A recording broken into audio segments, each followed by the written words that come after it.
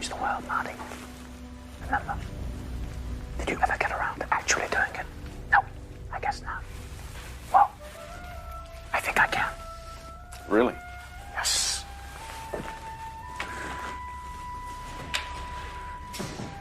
What's wrong with this country, Marty? Money, you taught me that. Evil defense contractors had it, noble causes did not. Politicians are bought and sold like so much chattel. Our problems multiply. Pollution, crime, drugs, poverty, disease, hunger, despair. We throw gobs of money at them. Problems always get worse. Why is that? Because money's most powerful ability is to allow bad people to continue doing bad things at the expense of those who don't have it. I agree. Now, who did you say you were working for? Oh, that's just my day job. Listen, when I was in prison, I learned that everything in this world, including money, operates not on reality, but the perception of reality. Posit. People think a bank might be financially shaky. Consequence.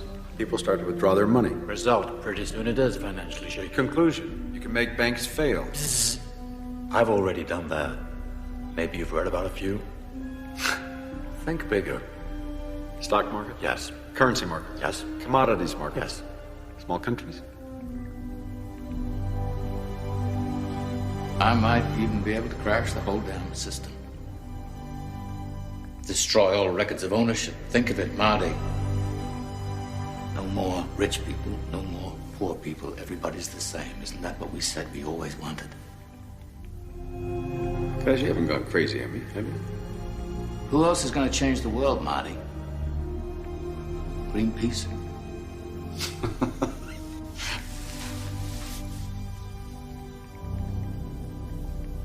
You are crazy.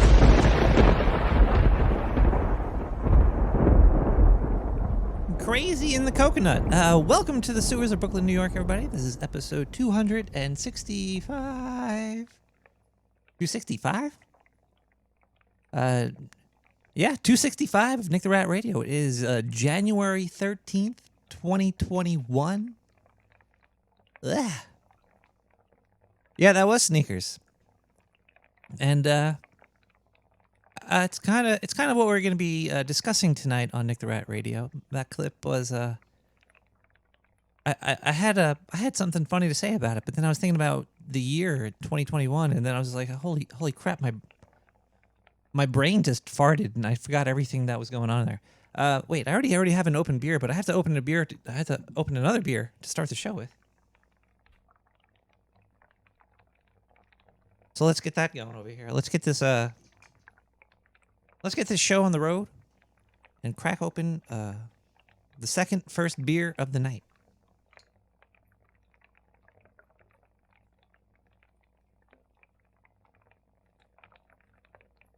Oh yeah, I was gonna say the Great Reset. It's like a Great Reset. And then I got this crappy bottle opener. I need a new bottle opener. This one does. There we go. There we go. I need a screw off bottles. These pop tops are just not working very well for me.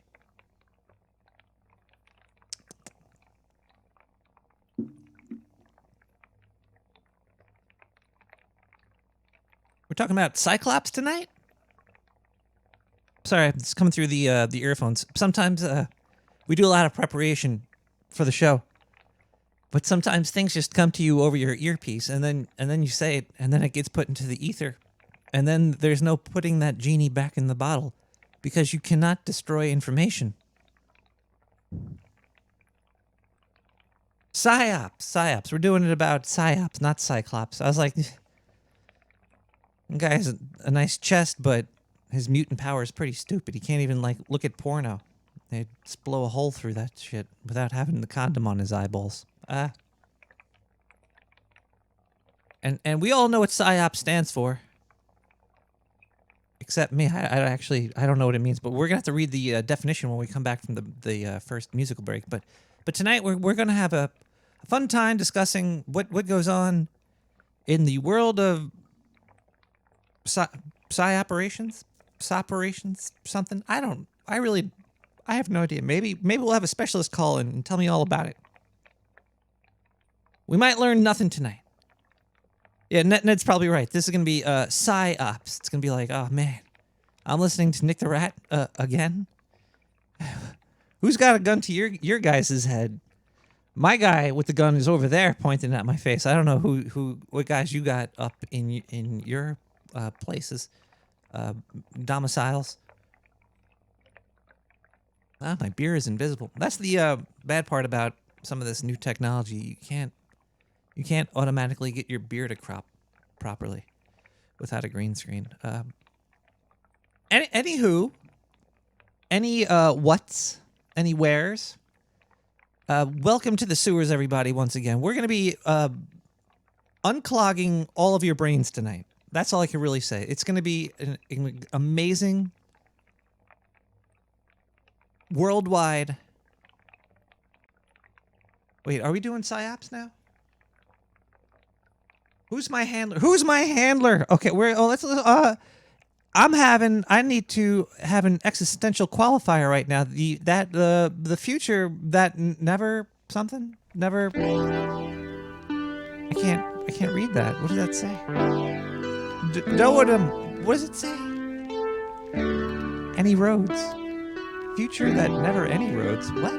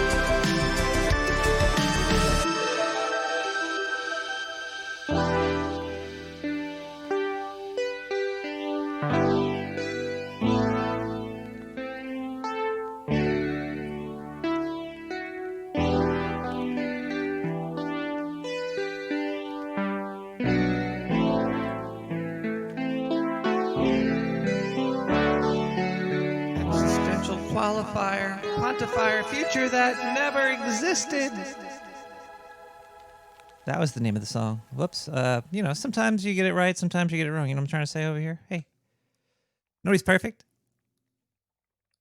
Yeah, is anybody ever really perfect?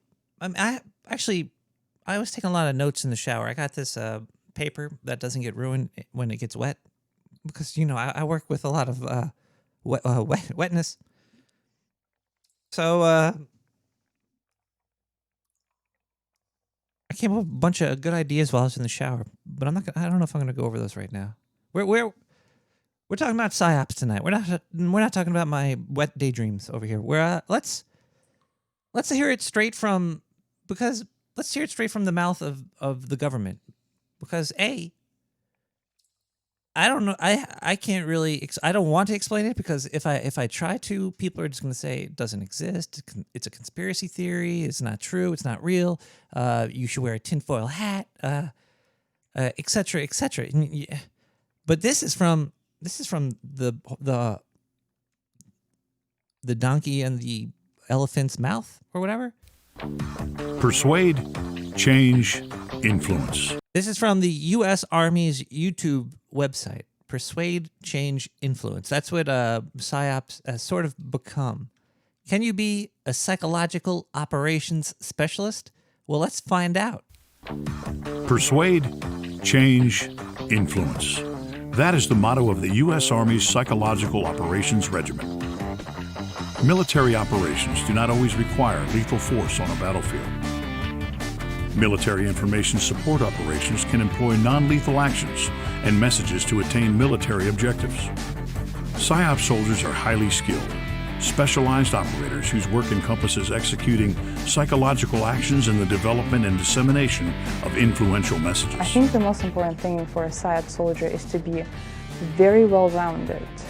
Like that this girl talking. Oof. An ability to fit into any environment. Trained in persuasive into that techniques, environment. PSYOP soldiers use their skills to change attitudes, behaviors, values, beliefs, and influence foreign audiences through executing actions in the delivery of messages utilizing a variety of techniques. Tactical PSYOP team will usually be attached to a special forces team, and what they do is they look at what those teams are trying to do, and in order to support that, they find behaviors of the local populace that they can change. While the lady is speaking, if you look at her eyes, they're jittering at a certain frequency, and I think she's trying to give out a message here. And the video is just weird. They show like soldiers in like Middle Eastern places just talking to people, and they're like, "Oh, this is PSYOPs. You become friends with the people, and the people just tell you where you got to go shoot or to make your people safer." It seems to be a military division that it's just like it's not even called PSYOP. It should be called like what is it when you're friendly with people? Relations. It should be called like Army's relations people. Like, why do they even call it PSYOPs? It's very, very strange that they would give it that name if it's if they're just doing like hi, we're in the neighborhood and we got guns. It's gonna get real weird tonight, people. It's gonna get real weird. But let's continue to listen to this U.S. Army clip. I know it's too long.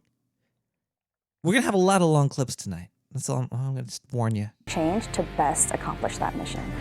While performing military information support operations, PSYOP soldiers conduct thorough research and analysis of the intended audience.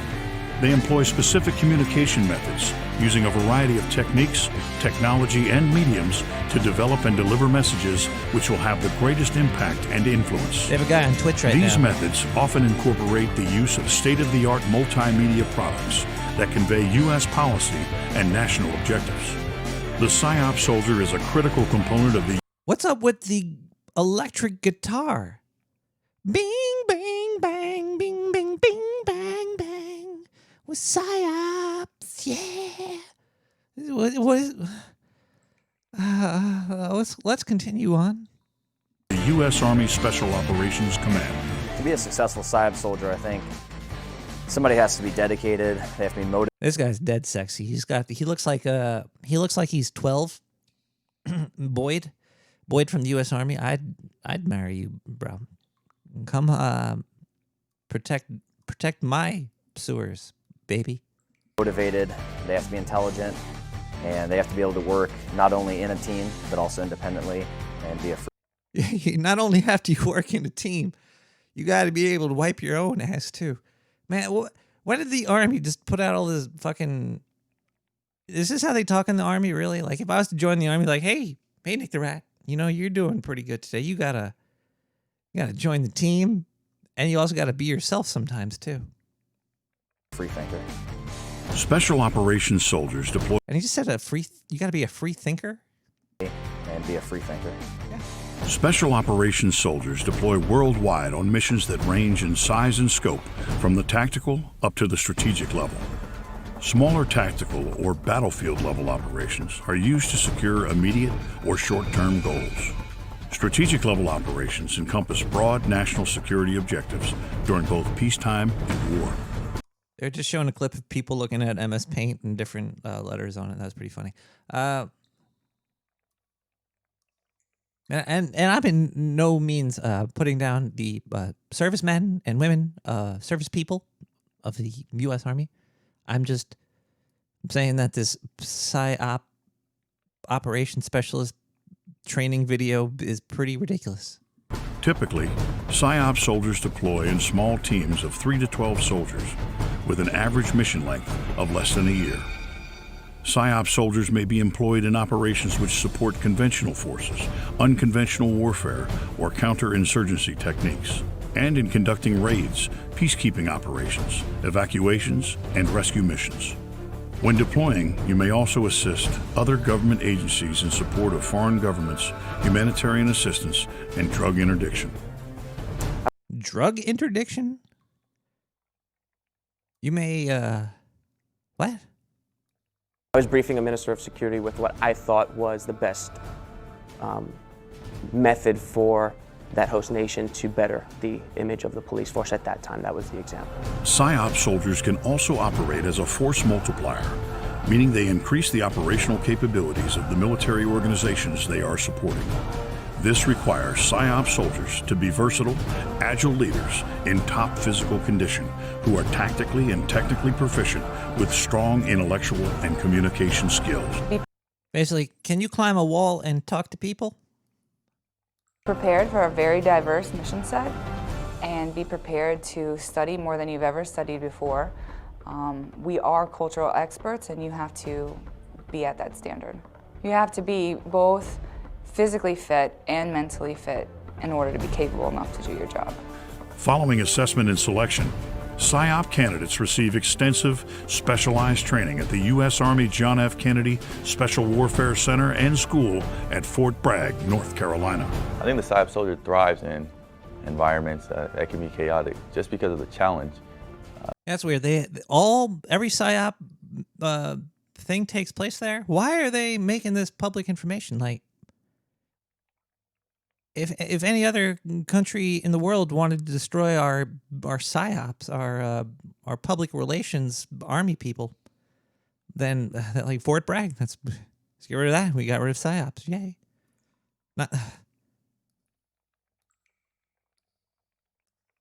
Are there no PSYOP training underground somewhere? Maybe in sewers, perhaps? Am I perhaps a PSYOPerative? Just going through the course itself, each day presents a challenge, each task presents a challenge, and mastering those challenges throughout the course will give you the skills to master those challenges throughout deployments. Training includes up to 12 months of instruction in influence operations, foreign language, cultural awareness, regional studies and analysis of political, social, and economic condition for their designated area of operations. It sounds like they're training politicians. To be a PSYOP soldier, you must obtain qualifying scores on both the Armed Services Vocational Aptitude Battery and the Defense Language Aptitude Battery. Starting out in the PSYOP community has enabled me to get a lot of free education. I've gotten my baccalaureate. I've now recently received my master's degree. I've been to many different schools. That's Isn't that weird? Like, the main thing that soldiers always say is like, "Oh, it paid for my school." You're putting your life on the line, and you're doing it to go to school for free. You could just watch YouTube. No, I'm joking. It's very if you want to go to school, then you have a reason to go for it. But I think a lot of people that, well, maybe if you're joining for Sighops, then you have a path ahead of you. I think there's a lot of kids out there that just join the army because they're like, oh, free school, but I don't know if they know where they're going. I don't know. If there's any armed forces people or Psyops out there, if you want to give me a call and set me straight, please do, because I'm speaking of complete ignorance. I can't join the army. I think I'm too old. That enable me to accomplish my mission at a higher level. You must be eligible for a secret clearance, airborne qualified, or volunteer for airborne training. Psyops. See, that's the weird part. You have to be able to jump out of an airplane to be a PSYOP operative. A PSYOP operative? See, I'm confused. Are you a PSYOP operative? I have to look at the word. Soldiers' benefits include airborne and foreign language proficiency pay, civilian education opportunities, worldwide travel, advanced specialized training, and potential for faster promotions. Within the ranks for myself, within 3 months of being in the unit, I was promoted to staff sergeant and became a team leader. And I've witnessed my peers rise through the ranks at a much quicker pace than when I was in conventional army. I'm learning so little. I think I'm, I'm sorry about the music. This is almost over. I don't even know why I'm playing this, but I think it's very good to have a solid base for knowing exactly what's going on. OIDAR is important. The Army's most specialized experts in influencing foreign audiences. Psychological operations. There you go.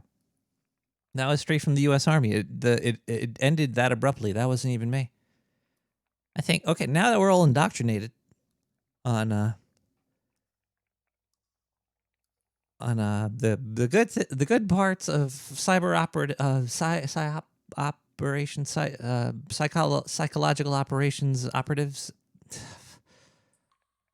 Let's listen to Katie Ma with "We're Gonna Be Friends," because I think we're all gonna become friends tonight. This subject is gonna bring us together. I haven't woven the fabric of this story together yet for you, but it's coming. Trust me. There is that was just a thread. That was the first thread. That's gonna be going together and weaving into this new experience that we're all going to have together, and it's going to be eye-opening, and we're all going to get tattoos after with my initials. Let's listen to this song right now. We'll be right back, and we're going to thank some people, and then we'll continue on with the brainwashing. I mean, with the show. We'll be right back. Fall is here, hear the yell. Back to school, ring the bell. Brand new shoes, walking blues. Climb the fence, books and pens. I can tell that we are gonna be friends. I can tell that we are gonna be friends. Walk with me, Susie Lee, through the park and by the tree. We will rest upon the ground and look at all the bugs we found. Safely walk to school without a sound. Safely walk to school without a sound.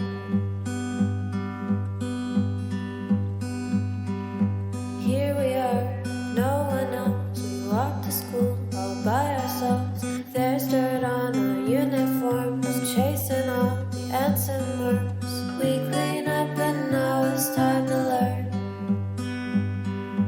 We clean up and now it's time to learn.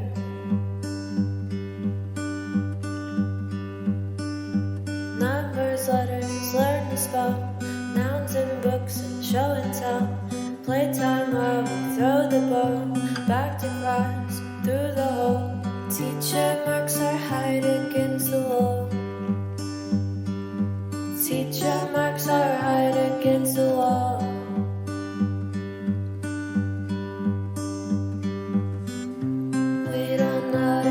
any time pass.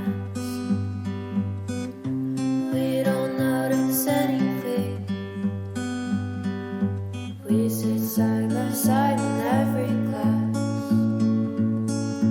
Teacher thinks that I sound funny, but she likes the way you sing. Tonight I'll dream while I'm in bed, when silly thoughts go through my head about the bugs and alphabet. When I wake tomorrow I'll bet you and I will walk together again.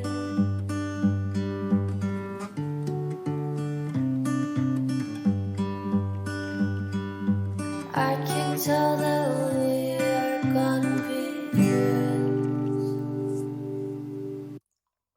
I can tell that we are going to be friends. That was all the music you hear tonight is found on SoundCloud. You could find it on SoundCloud /Nick the Rat, one word, or Nick the Rat /likes. Don't know how it works. Or you could go to nicktherat.com or nicktheratradio.com and click on social and click on SoundCloud and click on donate. Click on that. Yeah, that's a good one. Man, I'm getting good with the segues, aren't I, Diane?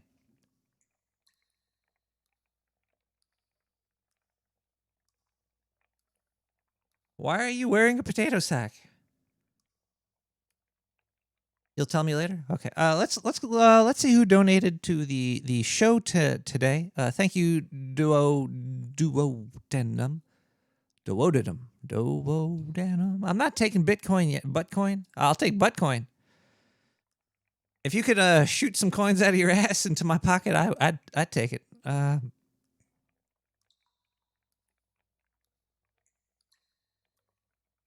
Let's look at donations today. I'm sorry for I'm ill prepared. 2021's been rough so far. It's been very busy.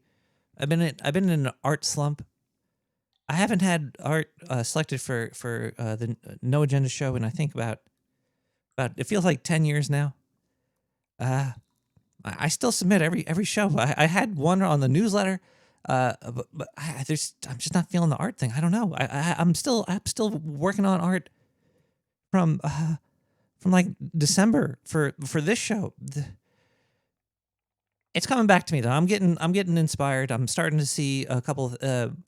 I've been really inspired by something called grease pencil in Blender.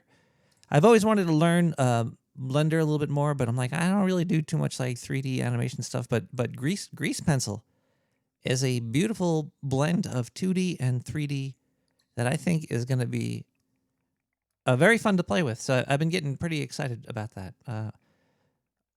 All of my music is CC BY, I think. No. Yeah, Blitz. No, I don't. Let's PayPal. Let's do a search here for PayPal. That usually helps. All right, there's only a couple over here, which is great. Speeds things up for me. If you don't leave a note, I just read your initials and say thank you, and I'll say the amount that you have donated. If you do leave a note, yeah. But I try not to dox people. If you want me to dox you, just let me know. NW, you know who you are. You've been around for quite a while with the 420 subscription. Thank you so much for the 420 subscription. We have JB with the 420 subscription as well. JB also has been around for quite a long time. I just want to say thank you, JB. And if you ever want me to say anything on the radio for you, you could convince me to do it. And I have quite the reach. I'm brainwashing at least 1 million people right now. We have LB with a 420. LB, you're amazing, and I miss you. But thanks for the donation. Cheers to all the people that have donated this week and every week and all other weeks. Let me just try. No, okay, yeah. I also have a P.O. box too, and I did get 2 letters in the P.O. box this week, and I love getting letters. They came right here. Oh. I'm not going to dox them, so I'm not going to show their addresses on the thing here. Let's open these up and hope I don't die.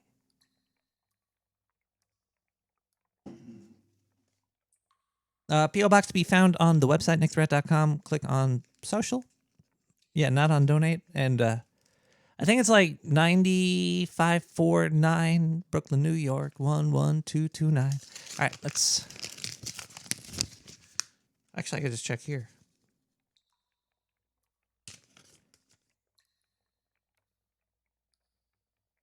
Actually, you know what? This is somebody else's mail. This is the second time.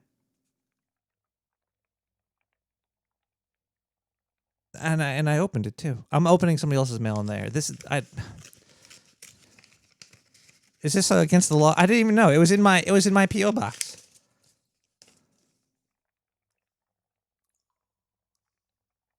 Holy crap.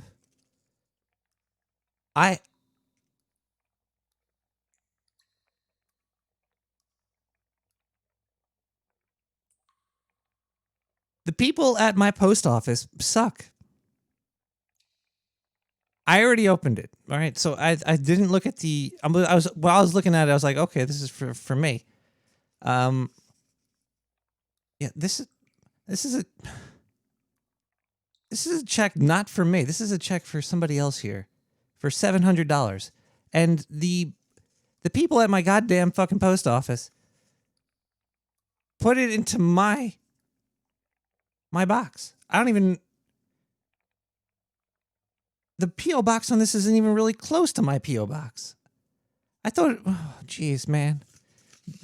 Diane, cash the $7. I'm going to bring this back to the goddamn post office next week. And that's the second time this happened. The last time I noticed it, and I just dropped it back off at the post office. Like, I just slid it back into, like, a box. I was like, but what is going on with these people?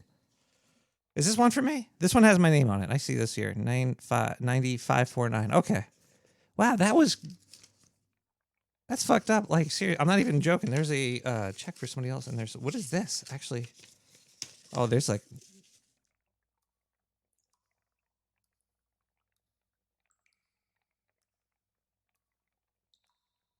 There's a note with it. I'm just going to read the top of the note. I know how many people get in my fucking mail. This is just like part of the, there's a note that came with the $700 check for this person. And on the top it says, I took the road less traveled and now I don't know where the hell I am. Which is very fucking fitting because your mail is in the sewer.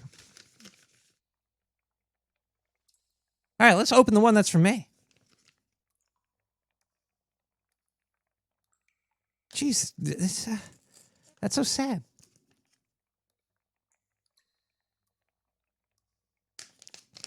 Somebody might have needed that, like, right now, and they're not going to get it till next week because I'm not fucking leaving the sewer anytime soon. It's a long letter here.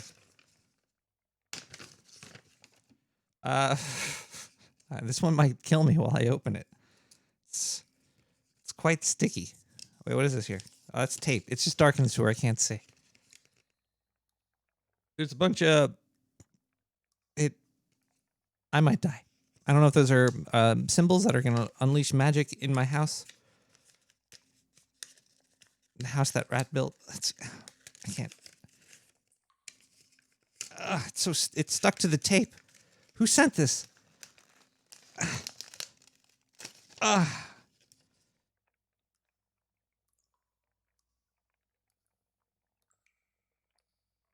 Let's see what it says. I think somebody was drunk when they wrote this.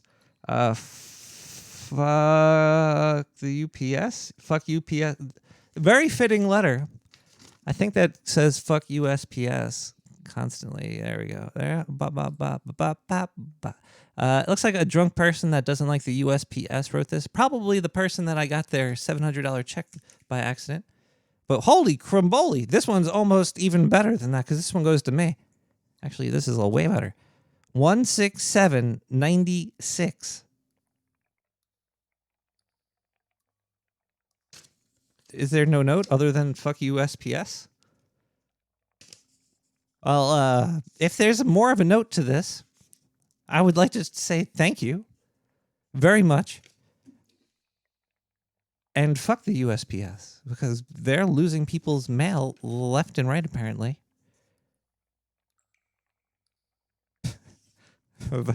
Is this proof of voter fraud? No, I'm joking.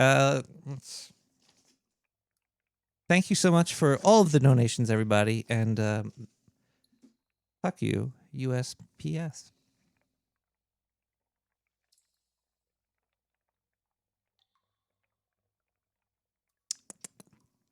All right, let's hop into another song. We're gonna come back. We're gonna open up the phone lines. We're gonna have some good time. We're gonna talk about psyops. We have a lot to talk about still. Trust me. There's some really. I looked deep into this. Like, Diane, did you find anything that I could read on the air yet? Yeah, I looked really deep into this. We have a lot. We have a lot to come. Some shit's gonna blow your brains out. And maybe even prove vampires exist. No, not Cyclops. We already used that joke. Let's listen to Core 9669 with Contact, and then we'll be right back with more Nick the Rat. You could contact me soon.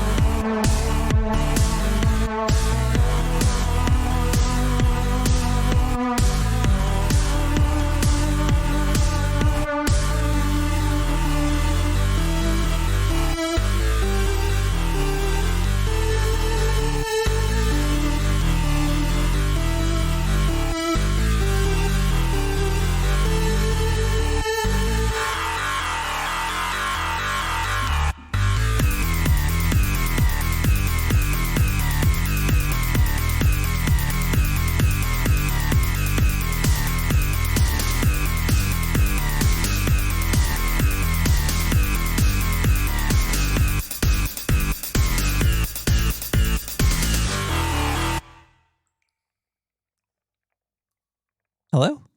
Hello? Hi, everybody. Welcome back to Nick the Rat Radio. I would just like to say thanks to all the people that make this show possible. Again, like the deli that's above me that I steal internet from. Thank you, deli. You're always coming in handy for free internet. And to all the people listening, because if you weren't listening, I'd still do this. Because I have to. There's a guy over there with a gun to my head. Where is he? Oh, he's over there now. Oh, man. He's quick. We're going to open the phone lines. You can give me a call right now at 917-719-5923. And you could leave me a voicemail probably like this person did.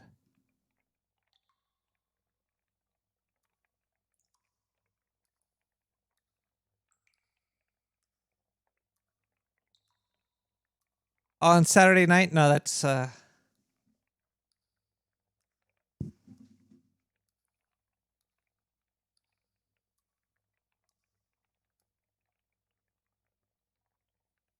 yeah. I thought those are nice.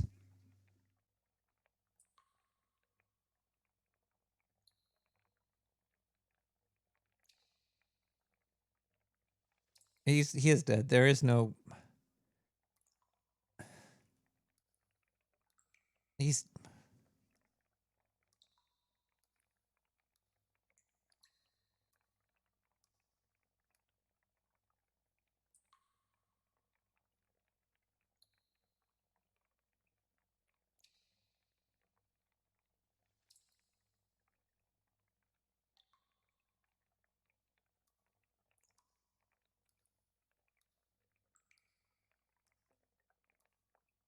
Kyle's dead. We just had a contract where I had to run some more of his commercials, and sometimes, the Kyle's Saturday Night Show commercial comes up. He never actually produced Lazy Bum.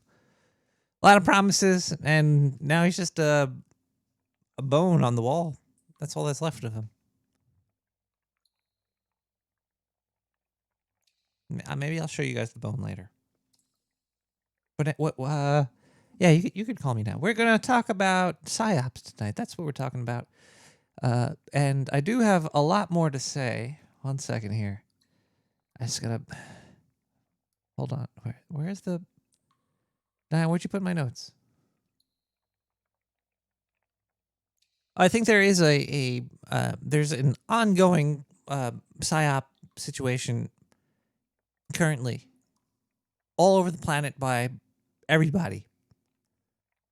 I think it's sort of just. I think the word personally speaking, I think that everybody is producing these psychological operations on each other on a daily basis. Some people just have more reach, or just know that they're doing it. I think what Scott Adams would call it.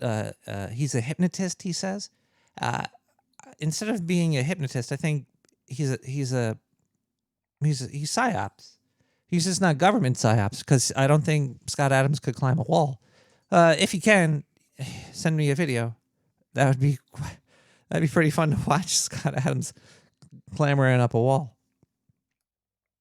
But now you might be like, "Oh yeah, sure, Nick. You're just stretching the meaning of the word, so you're making the word meaningless." Meaning, of course you're right. Yeah, sure. We're all making our own story and trying to fucking sell it, and that's true and all, but there is, I do think that there is deeper psyops going on, like definitely government corporate corporo operations going on the public. I have proof of it, and we'll be talking about it, and there's been some crazy shit. But then again, I have proof of Americans doing it to other countries, not really on themselves, but I'm sure.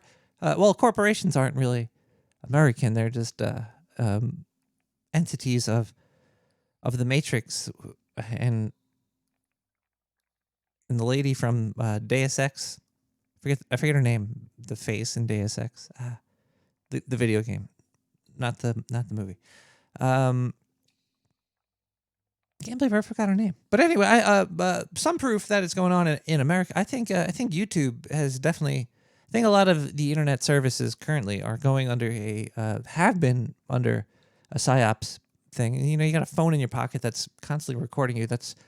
But one of the ways that I think YouTube it started to break down was Filthy Frank. I don't know. Does anybody here know who the filth of the Frank is?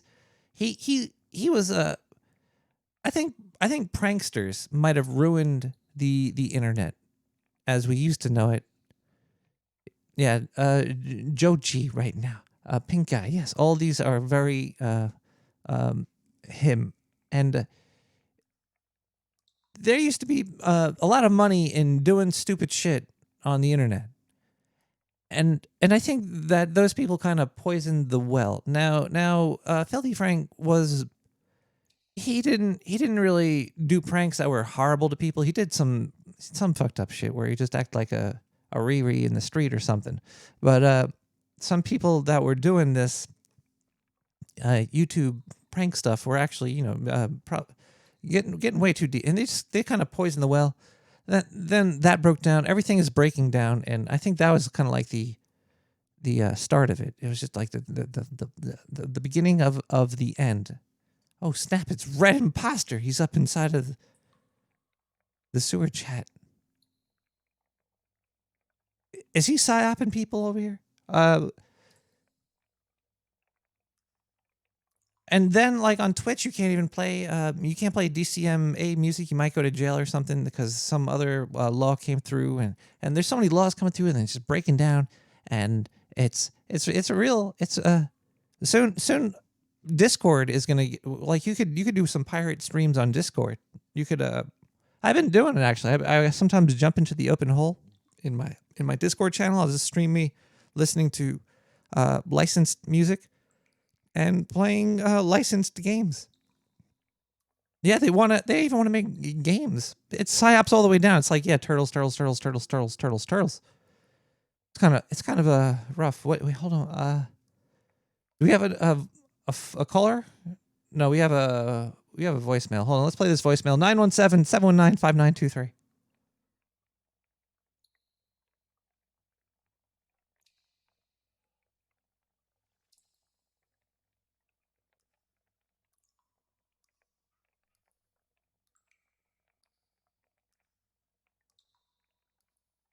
Buttons? Like this one over here. I got this button over here I could play.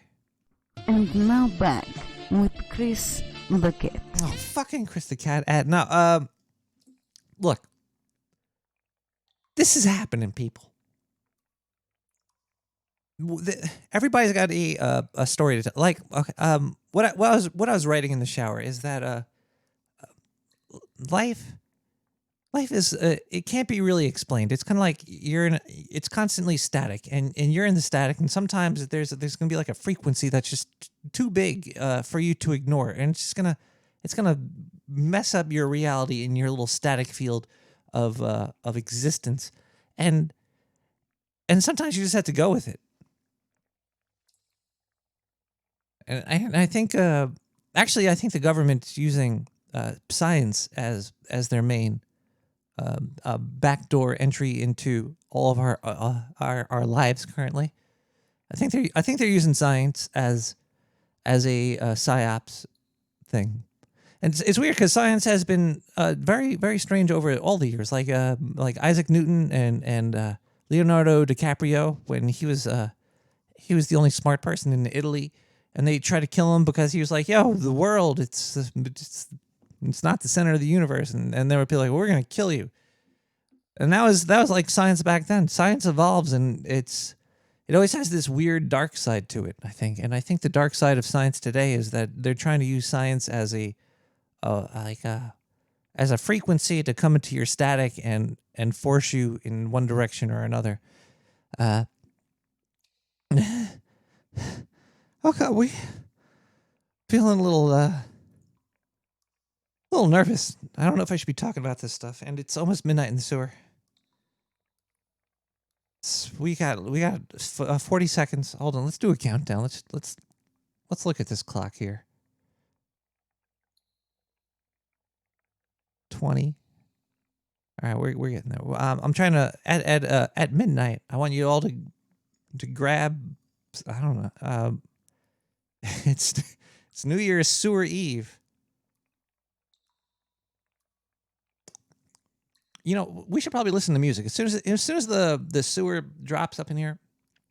It's a little warm in here. The sewer server is pumping away, and you know my gas bill is way through the roof because it's coming from the deli above me, and they just constantly have the gas on. So that's why I'm also pretty high right now. Wait, where am I? It's midnight in the sewer. Everybody, look at that! Bam! It just flipped. That was so satisfying to watch there. Thank you.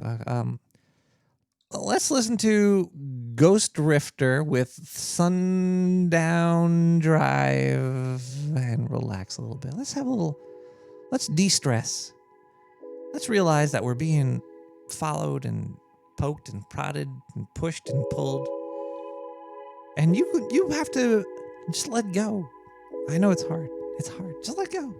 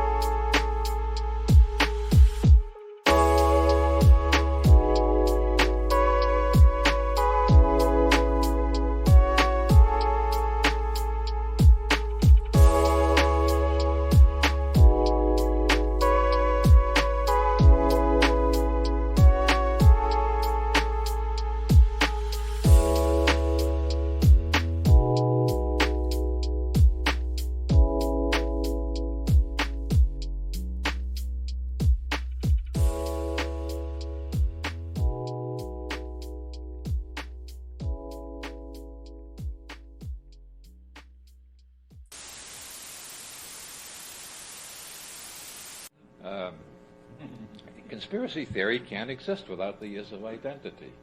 You really need to use it, which may tell us something very important about conspiracy theory. Now, we are living in a decade, well, we began a couple of decades ago. It began with Watergate. It accelerated in the 80s. It keeps reaching new peaks every year throughout the 90s. Every time I think it's peaked, it doubles in intensity, where more and more people have more and more theories about other people being up to no good. The general opinion of humanity that humanity has of other human beings has sunk to an all-time low. Everybody suspects every other group of being up to something nasty. And when you ask, well, what caused this sociological phenomenon of this generalized distrust that people have of one another, and especially of organizations? People fear unions, people fear government, people fear corporations, people fear churches, people fear one another, people fear all sorts of things. Well, one of the reasons, I think, consists of the simple fact there's an awful lot of conspiracies going on. The government lies to us all the time. They get caught constantly, but the chief qualification to be a politician in modern America is that you have an absolutely shameless personality, which I believe is known in technical psychiatric literature as a sociopathic personality. Nothing can shame you. You can get caught in 10 lies in 10 days, and the 11th day you've got a new lie in great hope that people will believe you. Remember Nixon's last days in office? He was still telling new lies every day, hoping that there was still somebody out there who still believed him. Nobody believed him anymore, but he had faith. He had conned so many people for so long, he was convinced he could go on, he could con them one more time. And even when he resigned, he said, I'm not guilty of anything, I'm just resigning for the sake of form. He was resigning so they couldn't impeach him, but, or it sure looks that way from my perspective. And we had the Iran-Contra in Italy, and this is not unconnected.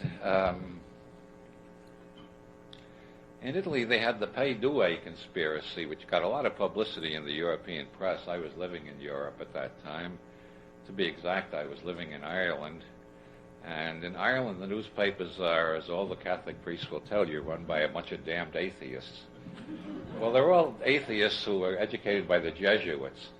And there's nobody more subtle than an atheist educated by Jesuits.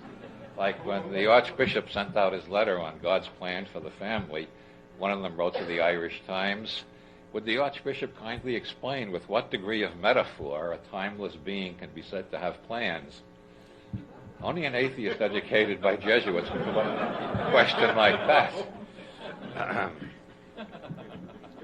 The Pay Due got a lot of publicity in Ireland and throughout Europe. It didn't get quite as much publicity here. Basically, we're leaving out all the speculation. There's a lot of speculation about Pay Due, like about all conspiratorial activity. What was proven comes down to over 950 members of Pay Due, which was a secret society within a secret society. Licio Gelli, who seems to have been the organizer, only recruited from third-degree Freemasons from the Grand Orient Lodge of Egyptian Freemasonry only. And 900 of them had high positions in the government. They were accused of plotting a fascist coup. They were also, a couple of them, convicted of massive financial frauds. It was discovered that Gelli, in collaboration with Roberto Calvi of Banco Ambrosiano and Michele Sindona of the Franklin National Bank, and a guy named Hernandez Cataya of the World Finance Corporation in Miami, had set up 200 banks that didn't even exist, except in their computers. And these 200 banks that didn't exist made a very happy merry-go-round in which all the cocaine money was being laundered and ending up God knows where, probably in numbered Swiss bank accounts. Calvi, when he was indicted, fled to London and was found hanging from a bridge with his pockets full of bricks, where the rising tide had covered his dead body, which is the threat of the punishment given to Freemasons who betray their fellows in the craft, which indicates definitely that how he was killed by Freemasons or by people who ardently wish us to think he was killed by Freemasons. Michele Sindona was convicted in New York of 65 counts of stock and currency fraud, then was extradited to Rome after Richard Nixon's law firm put up a hell of a 3-year fight to keep him from being extradited, and was convicted of murdering a bank examiner, and then was poisoned in his cell while waiting trial on charges of plotting a fascist coup and complicity in the Bologna 1980 railway bombing. You can see they were a busy and jolly bunch while the cocaine was going through that bank and disappearing into the 200 ghost banks that they had set up.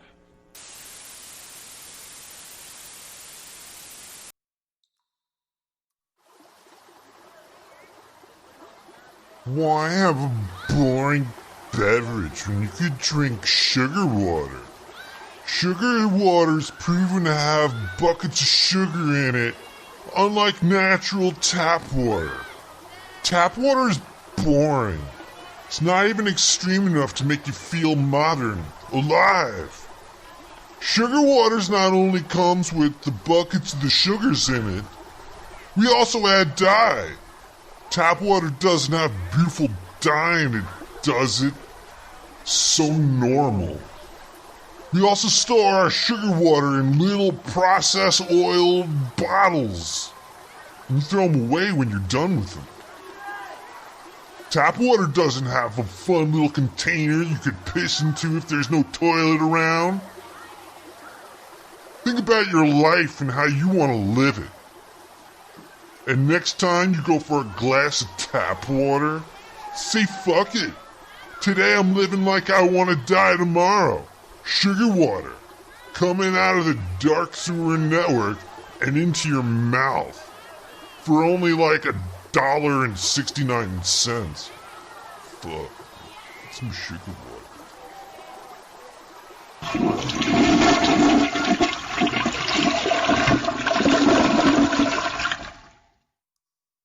I used to be frightened by all the wine coolers I saw. I was scared I wouldn't pick the right one. Luckily, I did. It was the most refreshing one of them all, Sun Country Wine Cooler. You see, Sun Country is a blend of premium white wine and real fruit juice. That's what gives it its great taste.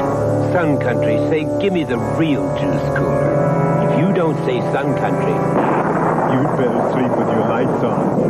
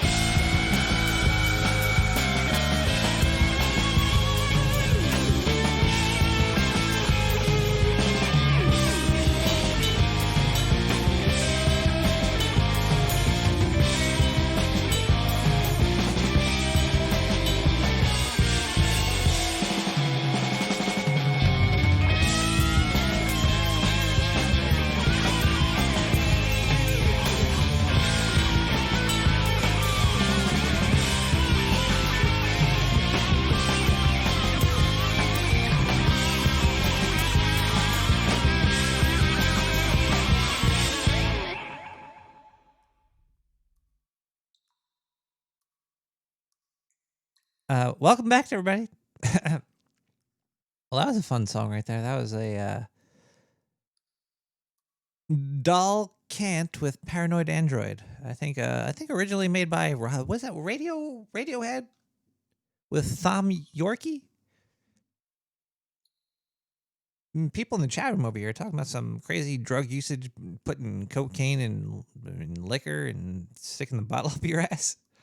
Boy, this doesn't sound. Maybe it's fun. I don't know. I wouldn't try it. It's not something even I would try.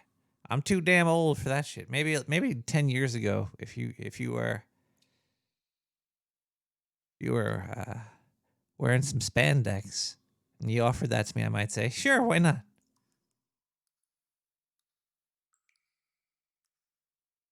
But it's currently 2021. Ain't doing nothing. Nope, butt chugging on Twitch.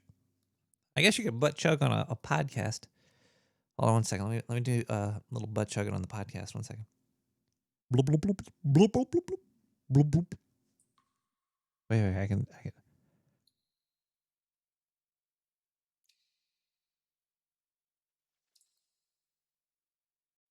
You line the bottle to my butthole.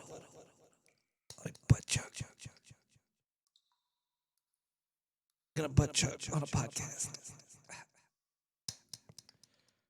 You're listening to the cavernous inside of my anus.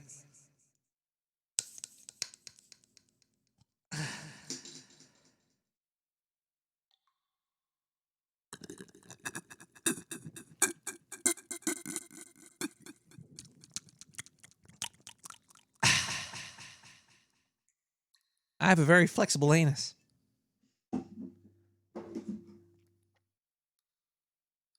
It's very cavernous too. Very cavernous, flexible anus.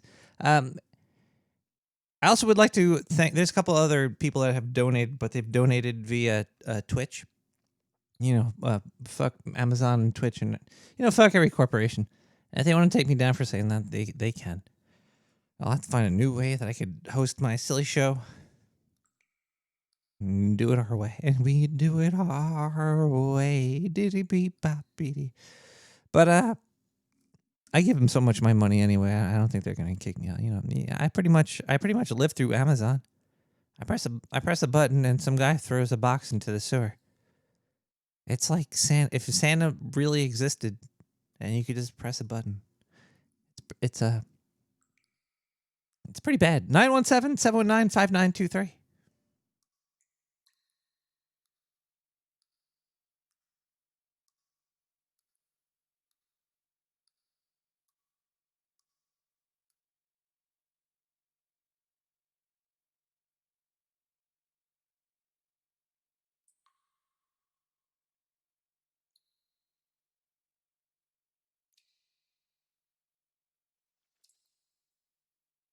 Stuff, it'll happen. So I haven't been to any of their websites, but I should go over there. And I'll bet they're crowing saying, see, our prophecy came true. By the way, you completely startled me because I wasn't listening to voiceover, and I was doing something, and I hear part of a Christmas story coming out of my my little iPhone here. I'm like, what? How is a Christmas story playing through my my iPhone?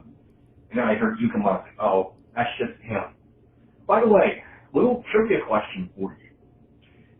You know what book is actually a segment of the book, the first segment, I do believe, that the movie was based on, and who the author was? Well, shall I tell you? No. Yes. Come on, tell me. I'll just wait and see who you know. But I'll give you a clue. The author was a big radio dude in the 70s. I think 70s, 60s. And so No looking it up on Google. And, thank you, voiceover. Alright, dude, now, because I'm nice, and I don't want to trigger everybody's little devices, I will pull the plug. Not literally. Well, literally pull the plug, not figuratively, like die. And as our nearly departed, slut cat, sun cat would say, it just speaks. Alright, man. Bye. Bye. Chat room just let me know that the audio for the voicemails were not coming through until just now. And I don't think they were getting recorded to the audio stream either. So it looks like I have a little bit of editing that I'm going to be doing later. That sounds fun. I might just add it to the audio. I don't know. I add to the audio and then I have to strip the audio out of the video and then add the video up. You know, it's hey, a little extra work. I think it's because I hit reset something or whatever. Did you miss any good voicemails earlier? Yes, you did. They were incredible. You're going to have to listen to the whole show again now.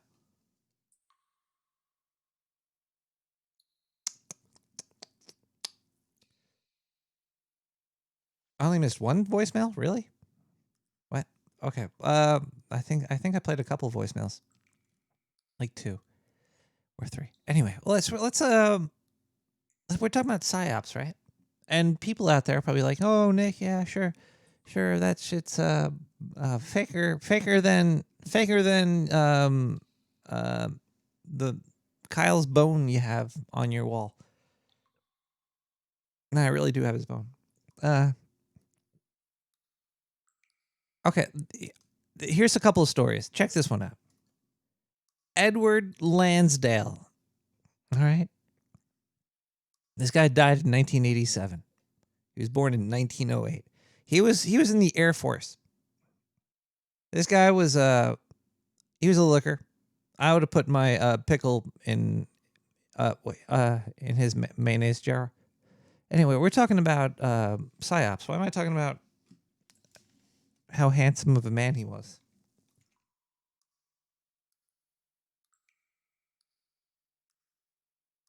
Oh yeah, he came up with psychological warfare in what's this, Vietnam?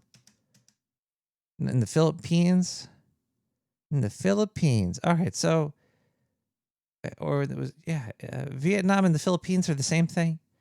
Is that true? Is that true? Chat room is the Philippines and Vietnam? Yeah, it is. Philippines is in the Vietnam. All right, so this guy he was like, you know what?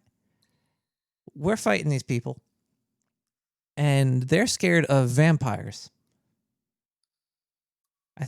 My history is way off, but this guy he was in the army, and he was talking about how he could scare people in the little villages so they wouldn't do shit, and they got a lot of people to read like old legends and lore from either Vietnam or the Philippines or something. I don't know, but and they were scared of vampires, and so they had a guy killed. They killed a guy, and they poked holes in his neck and hung him upside down and drained his body with blood. So the people in the area in Vietnam would be scared that there were vampires in the area.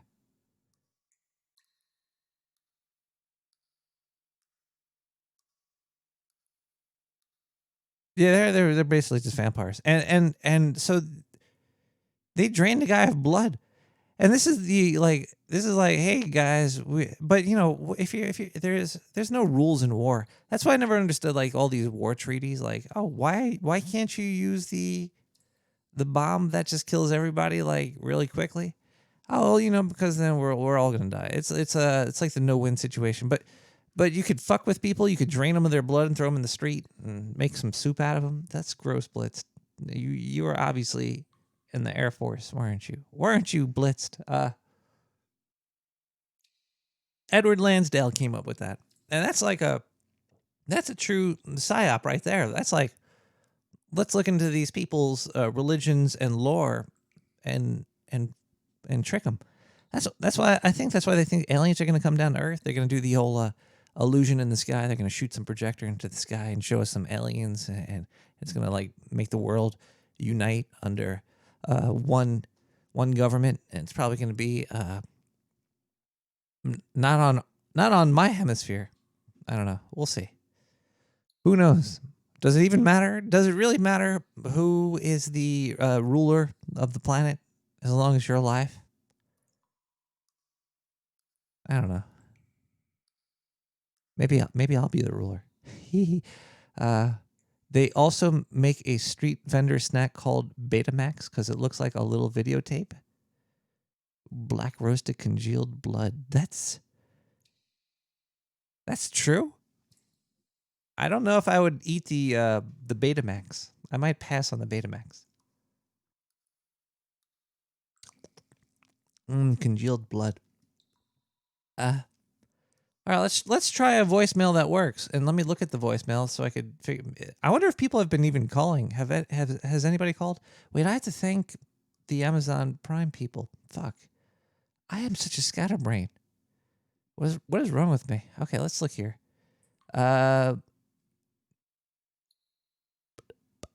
Ducky is 22 months with Prime. Thank you so much, Ducky. We got Brickmania with 7 months at tier 1. Whoa, that's not even Prime. That's Brickmania is throwing in the ducats. Thank you so much. Surgeon gave me 333 bits an hour ago. Thank you, Surgeon. I don't know if you're still here, but thanking you now. It just takes me a while to get around to. My brain's all messed up, man. It's the government's definitely putting some brain waves out there. They're putting some thoughts and theories out there. You don't know what's real or what's not. It's very hard to tell. Also, it's like if you're in a group with your friends, and say all of your friends are talking about a subject or something like, let's say vampires, and say that they found a dead guy, that all 7 of your friends all found a dead guy at the same time. It's the one that that Edward Lansdale killed and drained blood from. They all find him, and they all think vampires are real. And you're sitting there in the room with them, and you really like these people. They're great. They give you food and beer, and they do everything else. And they're all like, "Hey, man, vampires are real. I've seen it. We've all seen it together. We have pictures. Look at this guy. He's got holes in his neck. There's blood drained. We believe in vampires 150,000%. And you're sitting there and you're like, I didn't see this shit. You're still going to probably say, yeah, vampires are real, man. Ooh, yeah, that's real. Because you don't want to like upset your friends either. You're kind of, your opinions are kind of influenced by the majority in the room, in the area. I'm sure that the PSYOP people know about this. I'm sure PSYOPs like to surround targets with a whole bunch of. I'm sure everybody in the gosh darn sewer chat are all government employees. Oh crap. Let's see if the voicemails work. 917-719-5923. Hey, Nick. How's it going, buddy? I just wanted to check on my partner and make sure you're doing okay with all this insurrection bullshit going on. I don't know if it's affecting in the sewer or even up north, you know, damn Yankees. Fucking soy boy, pussy ass. Anyway, you're probably safe.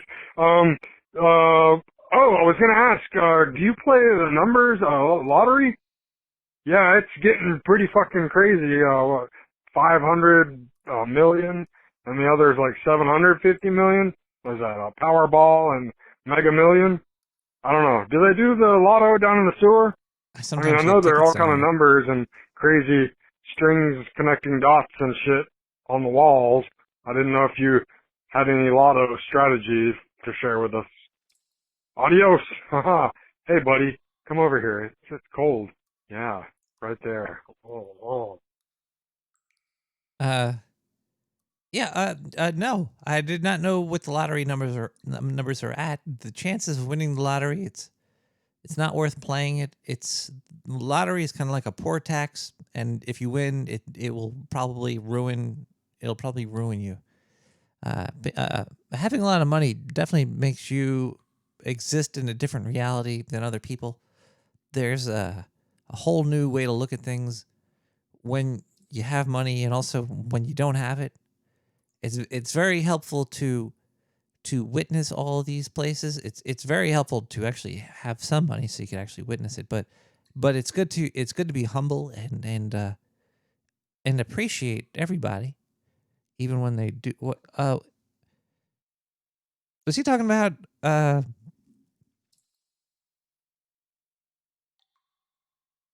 That PSYOP officer that resigned from the army. She resigned in October though, so she was leaving. She was like fired or something, but she has to pack her bags and get out of the job in February, I think. But she was in the DC rally. Is the DC rally over? Is it still going on? I think I have no idea what's going on. But yeah, there was a Fort Bragg PSYOP officer that resigned in October. Went to the DC rally with a bus full of people. How does that happen? Or they leave out so much information in all news sources. Who are these people that got into the bus with her? Did she go using her own name and using her own ideologies, or was she working? Was she not working? Who knows? We don't even know what were in those 2 pipe bombs. They were dismantled with water, though. Usually, pipes and water usually do not. It's unless these were super high and it's kind of melted the pipe. Maybe it was put together with sugar. I don't know. The PSYOPs are happening constantly, and conspiracies are happening constantly too. It's very hard to. People are like, there are no conspiracies, but then how could you say there are none? There definitely are conspiracies. It's fact. It's fact, people. Okay, let's listen to some music. I gotta relax a little bit here. It just makes me. I think it's a little weird when people are like, why do you believe in conspiracies, man? What do you mean? There's. The government stabbed people in the throat and drained them of blood to make other people think vampires existed. Once these lines were crossed, and these things are still happening too. I got other articles and other things that have happened that are going on even till not even way back in when they first made PSYOPs. That's when they're like, oh, we could fuck with people. I'm like, yeah, well, duh. All right. Anyway, let's listen to Big Aris with Doubts. Big Yaris.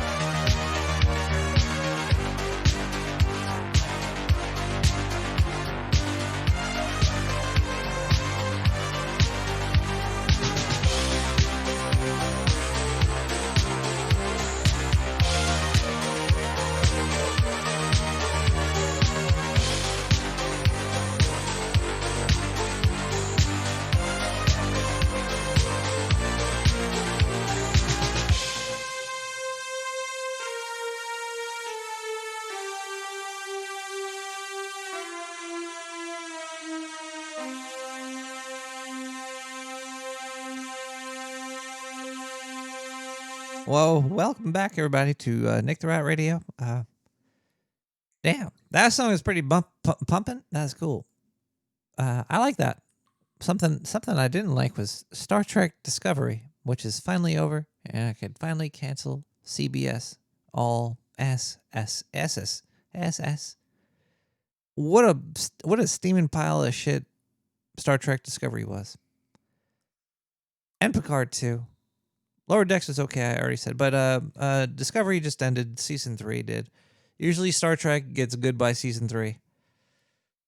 And no, this broke the mold. It was fucking horrible. It was really, really bad. I don't even want to talk about it. Anyway, I do want to talk about it, but I'm not going to talk about it with you people. Because you guys don't care about Star Trek Discovery. But if you want to see something good, I've been really enjoying Doom Patrol on HBO. There's too many goddamn services. It's not right. It's not right. Everything should just be really cheap. And across the board. It should be like, hey, you want to watch this? Like 50 cents. Like they ask you for 10 cents a day to save a kid in another country, but to watch a TV show, you have to spend like fucking $20 a month, which I don't know how much that breaks down into a day.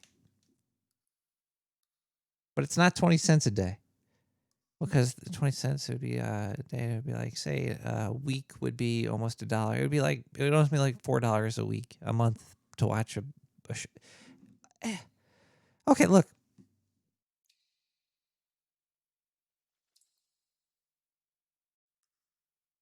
It's about money. It's definitely about money. And control and power. We need a new world order. We need the world to get taken over, and for all of our information to be stolen by a couple of people that are in control and in power, and they're gonna have to manipulate us, and we need that. So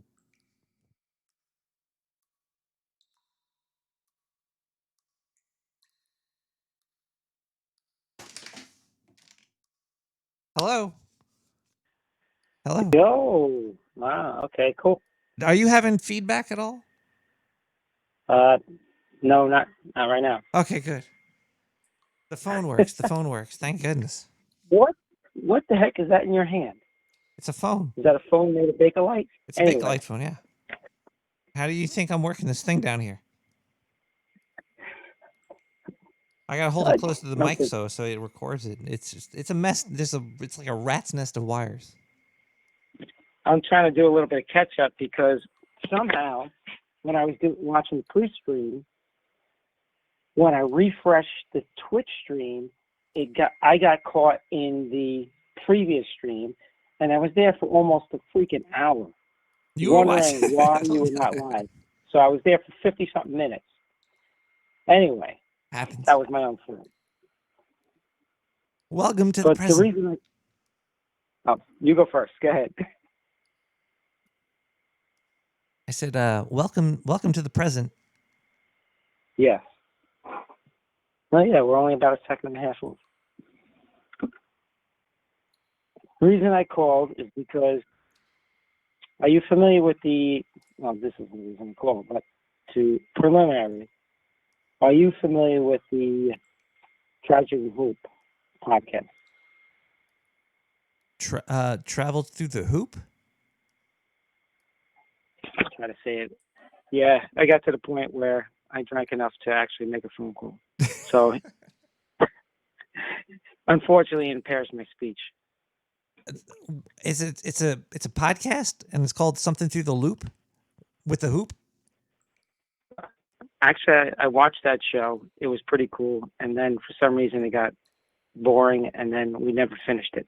Yeah, but getting back to what I was asking, it looks beautiful though. The Tales from the Loop is a great show for art. It's a great design show, but the stories are a little bit lame. It was okay. It was a decent show. Well, yeah. Okay, let's go on a tangent for a second. Let's talk about Tales from the Loop. Tales from the Loop was pretty fucking cool, the first couple episodes. However, watching it with my 11-year-old, we get to that Tales from the Loop that's MA rated, where they're having sex in the middle of the street. We were like, okay, where's this going? It's hey, if you could freeze time. Yes. I'd be doing a lot more than just having sex in the street. Yes. And yeah, and he understood it. So anyway, I would defecate on top of cars and then clean it up because that's gross. Yeah, that was. We'll get back to that some other time. But the reason I called is because. Okay, I'll start from the beginning again. Okay, I started watching podcasts sometime around 2014, September 2014, if I remember correctly. The first podcast I started watching were Tragedy and Hope. Tragedy and Hope is the name of a book by Quigley. Oh God, his first name escapes me at the moment, but he's well known. He was a professor at the college that Clinton went to. Anyway, Tragedy and Hope was the name taken from the book and applied to the podcast by Richard Grove. So these are the guys, Richard Grove, which includes James Corbett. Are you familiar with James Corbett? I'm sure we all are. James Corbin? Corbett. I don't know anybody's name. I'm pretty I'm pretty and I'm stupid. I'm pretty with those ears on. And that. Anyway. When I hear James Corbin, I think of that comedian that was in that movie Cats. Which that I don't think. Ring a bell at the moment, but that might be because of the alcohol. It's definitely because of the alcohol, but it was there's like a comedian guy that has this bad TV show, and he's like a TV show host, and he was in that CG version of Cats. And anyway, so what's this book about? Oh, it's fucking eye-opening if you ever read it. And unfortunately, I've only read about half of it. So you're half awake. If you want me to, I'll get back to that. But the name of the podcast was Tragedy and Hope, taken from the book by Quigley. And it was run by Richard Grove. And there were others that he had as guests, one of which is James Corbett, Corbett. And I probably spelled that wrong. It's probably 2 R's and 2 T's. Anyway. Is he French? Canadian, actually, but not French that I know of. He does not have a French accent, and he's lived in Japan for a number of decades. He's an English teacher, but he does the James Corbett podcast. He's got a number of them. Nonetheless, I can expand upon that. But I'm still only on my first paragraph that I wrote out today, and I got to say, I had not listened to the 2 most recent No Agenda shows until today, and I was only halfway through last Thursday's show when I started writing these notes for what I'm talking about now, and I had not yet listened to Sunday's show. So there was a couple of things that might overlap with those shows now. But I bring that up because that was the first podcast that I ever started listening to in 2014 September. I didn't find the No Agenda show until, if I remember correctly, October 2015. So I've been listening, as far as I recall, since October 2015. How did you find it? I was looking for truthful politics or something, and I try to remember what No I Agenda was looking for, but I found them, and I was like, oh, shit. These people are talking about shit that's like, they know what they're fucking talking about. Well, let me say, they got a more realistic perspective than I've heard anywhere else about politics. And I'm probably not saying that as clearly as I would like to right now. I resonated. Do they really have no agenda, though? Oh, from the beginning I thought that was a tongue-in-cheek kind of thing because of course they got an agenda. So they're I see. a bunch of psyops. No, if you're talking, moving, and you're working towards something, of course you got an agenda. Now you got me on a side note again because I've had this conversation with my brother, who's 2.5 years younger, about oh my God, what's the word? Where altruism. He brought up the word altruism like 8 years ago, and we had a conversation about that. And I don't think there is any such thing as altruism. Altruism is selflessness. If you have a personality and you have wants and needs, there is no such thing as altruism. And I brought up like Mother Teresa. That's probably a bad example right now, but anyone that does anything is doing it because they have an interest to do it and because they want to do it. Well, otherwise they would not do it. There's a lot of words that are made up. What about love? Is love That's real? a huge subject. Is love real? Well, you said altruism's not. You said there's no such thing as a selfish act, a selflessness act or something? My opinion, my perspective from my experience is that if you have a personality, you cannot do anything without self. You are who you are, and you're doing things because of who you are. So then love doesn't exist either then, because love would be without self. It's including all. I'll get to that in a second, but let me finish up on altruism, where altruism, which means selflessness, means you're doing things without self, which cannot be if you have a personality. So the only way you can be altruistic is if you have no personality. And the only thing I know that doesn't have personality is things that are not human or even animal. So robots programmed to do what they're supposed to do are altruistic. Well, so you're trying to say that the word altruism came around to get us ready for the robot overlords that are going to take over. That is not what I'm saying.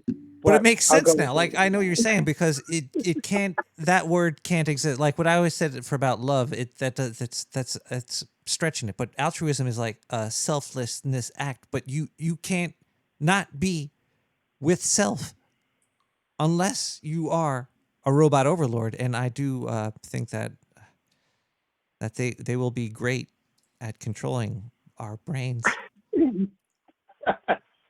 Yes, the CCP. Well, you know about TikTok? A bit. I've never used it, never downloaded it. I've never used it or downloaded it either, but is that like from the CCP?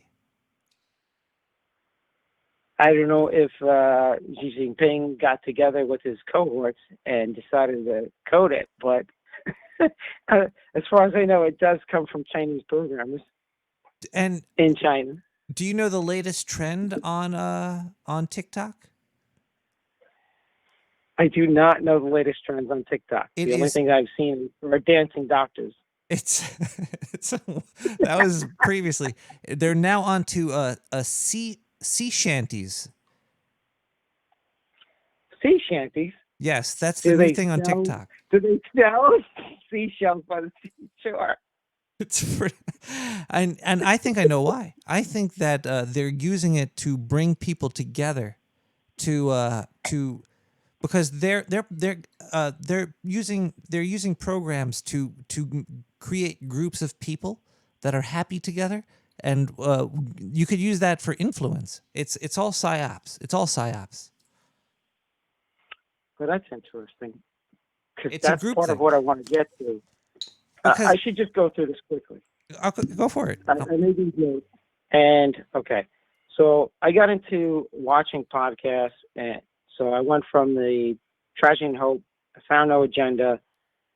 I met up with you guys when we went to John's birthday at Spork Steakhouse, 2016, April. And then we had the 2 other meetups, and been watching your show. Your show, I apologize, but I can't watch the, you can't, like, watch the old stuff. I did. I did watch a whole bunch of the old stuff, especially starting from 1 on. But your podcast can only be enjoyed in real time. You got to be on the chat. You got to be talking. You got to be there. It's like, otherwise, it's like watching somebody else's house party. It's fucking, you got to be there. Otherwise, anyway. You can listen to the music though. You could just go to SoundCloud/likes and just listen to that if you want to experience the show without all the other stuff. It's the people, and it's through No Agenda, the No Agenda family community that I met you and others. But continuing is after all these podcasts that I found, and ever since I found the Tragedy and Hope podcast, I've had these things that I want to state publicly, but I refrain from doing so. Are you and scared the more to? I hear it, the more I want to put out there. And I keep telling myself, just let it go, just let it go, just let it go. And now I'm on fucking 6 years of just letting it go. To the point where I'm actually going to probably make a recording and just put it out there. And if there's interest in it, people let me know, and I'll make another recording. Maybe I'll turn it into a podcast, maybe not. Nonetheless, my focus is on things like logic. And it was from the Tragedy and Hope podcast that brought me to what they called, what they've reiterated as the trivium. And the trivium included, and I've spoken about this once before, I think, on this show, probably 6, 8, 10 months ago, whatever it was. But the thing that catches my eye the most of the 3 parts of the trivium, which are grammar, which are like the facts, the who, the what, the where, the when. And then that's the first part of the trivium, which is known as the grammar. The second part is the logic. I've always been into logic. I don't know if I've ever been well at communicating it to others, but I've had to think about a lot of things on my own with my upbringing. I won't get into that. I've spent a lot of alone time, let's say, to think about a lot of things, especially since I'm a teenager. But it's the logic part of the trivium. That's the second part. And the third part, if the first part is grammar, the who, the what, where, and when, the logic is why. Why do certain things work the way they do? If I can just sum it up. I'm probably not explaining as well as I should. And the third part of the trivium is rhetoric. Now, we all hear rhetorical, rhetoric, speaking, but rhetoric is the ability to impart why. It's why. If grammar is the basic parts, and that is the, fucking losing my train of thought. I'll get back to rhetoric being the wisdom. And that leads us to the quadrivium. The quadrivium is 4 things: numbers in time, numbers in space, numbers in space and time. I'll get to that later. I've always had this phone call is getting long. So I've always had an interest in puzzles. I've always been able to do puzzles very well. I did them with my grandfather at a very young age. So maybe it's something I've been trained to do, or maybe it's something that's in my personality. I think it's both. So doing puzzles, just puzzles of houses, cars, cats, boats, whatever, it trains your mind and your eyes to see and understand the pieces individually and seeing how they can be assembled, and then assembling them into strings, the edges, into groups, and finally as a whole. So if you can do puzzles physically and mentally, I think in life you can see patterns, and you can see what was before, what is now, and what will come to be. much better than people that don't do puzzles. Maybe that's just me in my, philosophizing. But that brings me to cryptography. I've always had an interest in cryptography.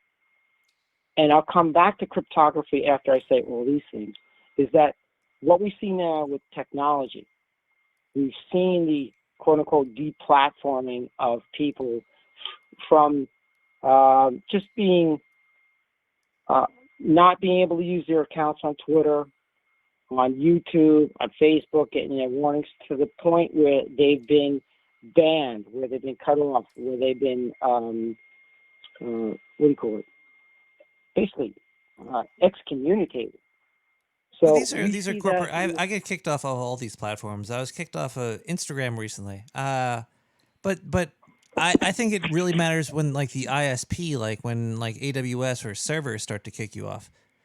Well, that's what I was going to get to. So we start with services such as Twitch, Facebook, Twitter, and such. When they deem that you've done something they don't like, or one of the people in the back office said, "Oh, I don't like this fucking guy, I'm going to block him." So you get blocked. Your account gets suspended. That was the word I was trying to think. So now you've been deplatformed, you've been removed, you've been blocked from that service.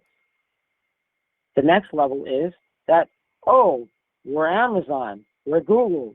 We don't want these people to have those services on our servers. So now the service has been removed from the server.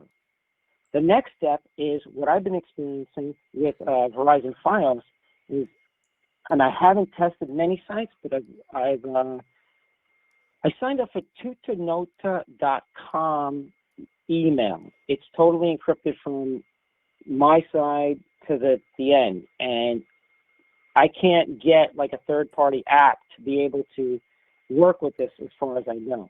So it's entirely encrypted from my send to their receive. I don't know how true that is. Find out that Tutanota is based in Germany.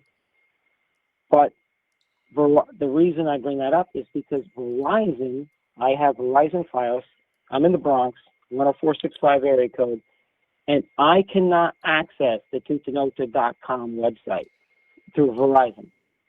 On my phone, mobile connection, I have T-Mobile. Connects right away, not a problem. That tells me that Verizon is blocking tutanota.com. Oddly enough, Verizon is not blocking mail.tutanota.com, so I can get my email. Wow. So forwarding to a couple of days ago where somebody had posted on No Agenda Social, they had posted archive.is. I couldn't bring it up on my phone while I was connected through Wi-Fi, which is my Verizon Fios connection. Turned the Wi-Fi off using my T-Mobile connection. I was able to access archive.is. Apparently, Verizon is blocking archive.is. On the archive.is page, there's archive.today, which redirects to archive.vietnam, VN. I can't get either of those through Verizon. So I don't know what Verizon is blocking beyond those two that I've experienced, but that brings me to the ISP blocking. Eventually, ISPs will block, I expect ISPs to eventually block entire domains or entire, IP addresses, entire blocks of IP addresses. So then we get to manufacturers. We have the Apple iPhone. We have iOS. Several months ago, Apple iOS users could not access their apps or do anything with their phones or tablets because the Apple server was down, which allowed them or gave them permission to use their apps. That wasn't known by many people, until that happened. When that server was down, they could not use anything on their devices. So I expect that to become exacerbated. And I've seen, I think it was through No Agenda Social as well, that people were stating that they couldn't use their Google phone, well, their Google photo app, their Google picture camera app. Sorry, they couldn't use the camera app on their phones. It turned out, well, at least one person stated they found out that they could not use their Google, they could not use the app on their Google phone or their Android phone because Google had been denying access to that app that day. I don't know if that's true or not, but I think it fits with what I'm expecting. Maybe that's a conspiracy theory, where I think that the service providers and the app providers are going to start shutting down their apps to persons or devices that they don't approve. Which brings me to, when you buy devices, you buy a Samsung phone, Apple phone, Hewlett Packard computer, server, Dell computer server, is it going to get to the point where this code in the CPUs, well, that brings me to Intel, AMD, is there going to be code in the CPUs, the GPUs, the bridges, the system on chips, the BIOSes, the operating system? We're going to cut you off to your OS. We're going to cut you off to your processor. I'm just wondering, is there going to be code that they can control remotely to say, this guy follows that guy politically, or he gets his services from this other service, and I'm going to block him or shut him down or implode his device somehow? It's yes, sort of, and no. I don't think that it's. They're not gonna destroy people's computers if for political beliefs, but who knows where it's gonna go to? There is a large swath of people that think half the country are the most evilest person in the world, and then there's another large swath of the people that think the other half of the people are all evil motherfuckers, and yeah, it's a scary environment. It's but who should be cut off, and who should not be cut off? In my opinion, nobody should be cut off. Everybody should. There's boundaries though. What about stay out of the politics? Just sell to whoever, unless you know somebody's committing murder, rape, torture. Yeah, what if you're killing live on YouTube? Say like YouTube. I stream me killing people live, but the YouTube's kicking me off. That's not fair. I think it's foolish. I think it's short-sighted. These companies, which we all, you and your listeners and No Agenda listeners, this is all fucking bullshit virtue signaling, where it's virtue signaling, and I said it on through No Agenda Social a couple of days ago or a day ago, where virtue signaling is not virtue. It's the lack of virtue that they have to signal it, just like a psychopath has to emulate empathy.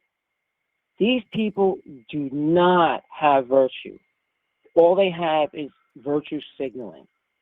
They definitely don't have altruism, I'll tell you that. I view it as similar as psychopathic emulation of empathy. You're being controlled by the psyops though, because you think that this matters. You could make a local copy of all this easily and not stir up the pot and get kicked off, or you could make your own encrypted route to your own mail server without using somebody else's mail server, and Verizon would none be the wiser.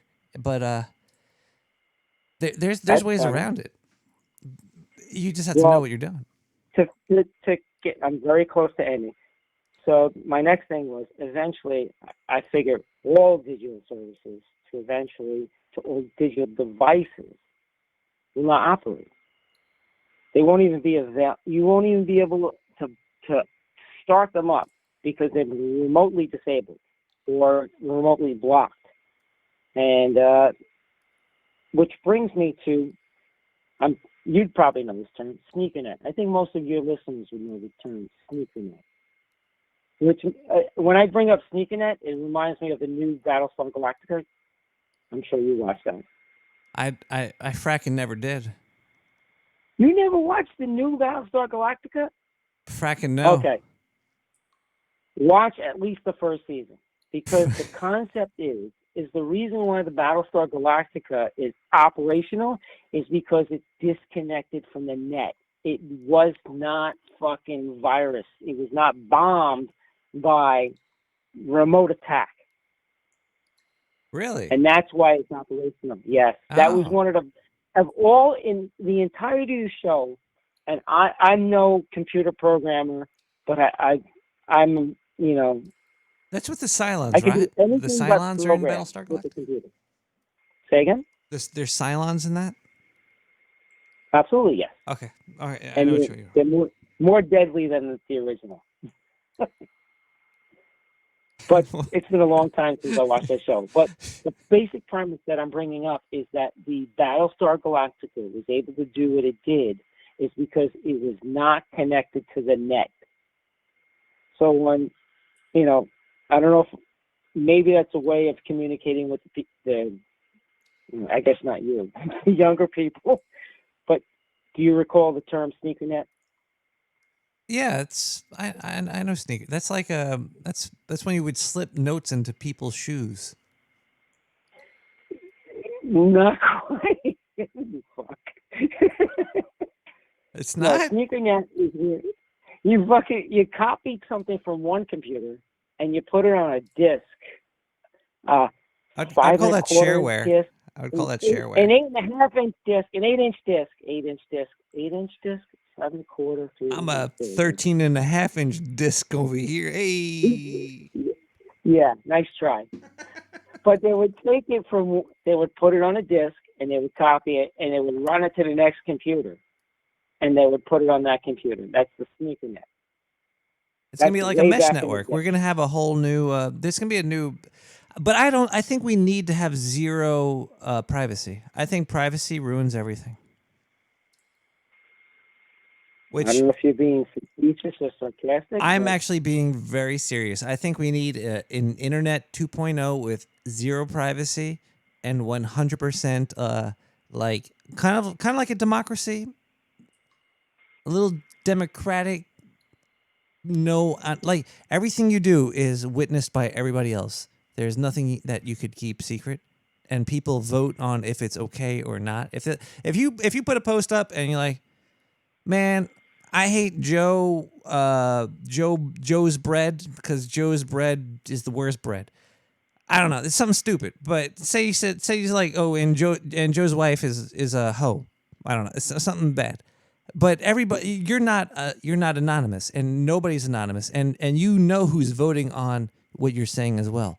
And they're like, we want to take this message down because so the image that I got is that you have a name tag on you and you're in a public square, and whatever you yell out should be permanently recorded for all time because you're in a public square. Yes, and everybody should publicly either like or dislike it.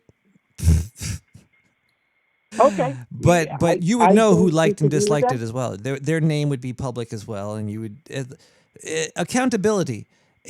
Anonymous is great, but accountability across the board, I think, would evolve us further than anonymity across the board. Well, this is not directly related, but okay. I'm a union carpenter, 32 years now. I ran for office starting in 2008.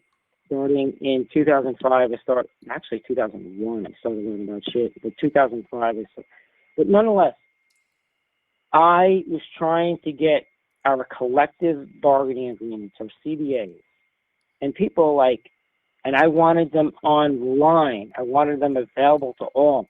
And some of the members said, "Oh my God, why are we going to make that public?" I'm like, what are you talking about? We should all know about it. But yeah, but not everybody should know about it. I'm like, the people that you that we, negotiate with already have all of this. They know all of this. You don't know it. You've never seen it. You never looked it up. You don't know that we have 100, 120 contracts at the New York City District Council of Carpenters. And you want to keep it secret because you don't know what we even have. Yet the contractors know everything. They have access to everything. So it's their own I wanted ignorance to scaring make them. That's really fucked up. Yeah. So there's an ignorance of people wanting to keep certain things secret. That's not exactly what you're talking about. I admit that. But I wanted to put that out there where there's people that want to keep things that they don't want others to know. Also, they want to keep them secret. I do think Not privacy. knowing that I think privacy is most needed of that's as well. already available through other means to everyone that anybody wants to find it. Yeah. So there's that. There's that. That's already public. Should be made plainly public.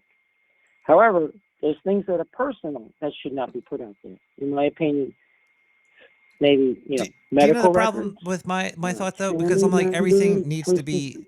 You have a public spot in your brain, and your brain will never be 100% open. So you could lie, and lying is a private area that will never be public. So there could never be 100%. I disagree with you. I'm lying to you Coming right now. soon. You're a very open person because you decide to go online, put yourself out there every Wednesday night, put yourself on the line, literally the phone line, the internet lines, and so forth. So you're a very open person. I don't think you're naive, but you are a very open person. There are things that us not being as open as you are, we don't run podcasts, we don't make videos, that we don't want certain things made public. Yeah, we're But not there yet. As a species, I think I'm what not you're even there saying yet. is that if somebody's going to shout something out in the streets, that should not be hidden. If you're out there, put it out there. If you're saying it out loud, make a record of it. Put it on print. Make a book out of it. Make a chat room, whatever.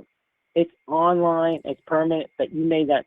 So people go, okay, if I pull something out of my head and I put it in the physical world, it's going to be there permanently. If I put it outside my house, my realm, my community, but yes, people should not.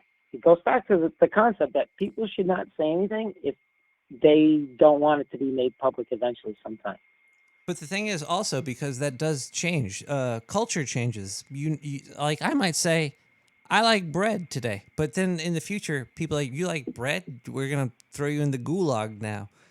But it's good to know when culture does change and who's changing it. It's very hard to keep track of, and that's why there's psyops. People take advantage of the unknown. It's like marketing scams. Marketing scam, yes. There are people that want to be in control, and they will say and do what they think needs to be done so that they can say and do to stay in control.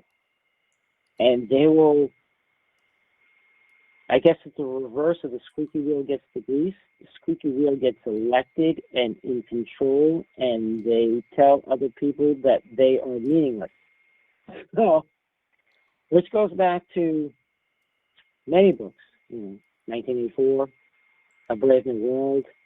I haven't read any Ayn Rand book as of yet, but that brings me to things that I think should be read.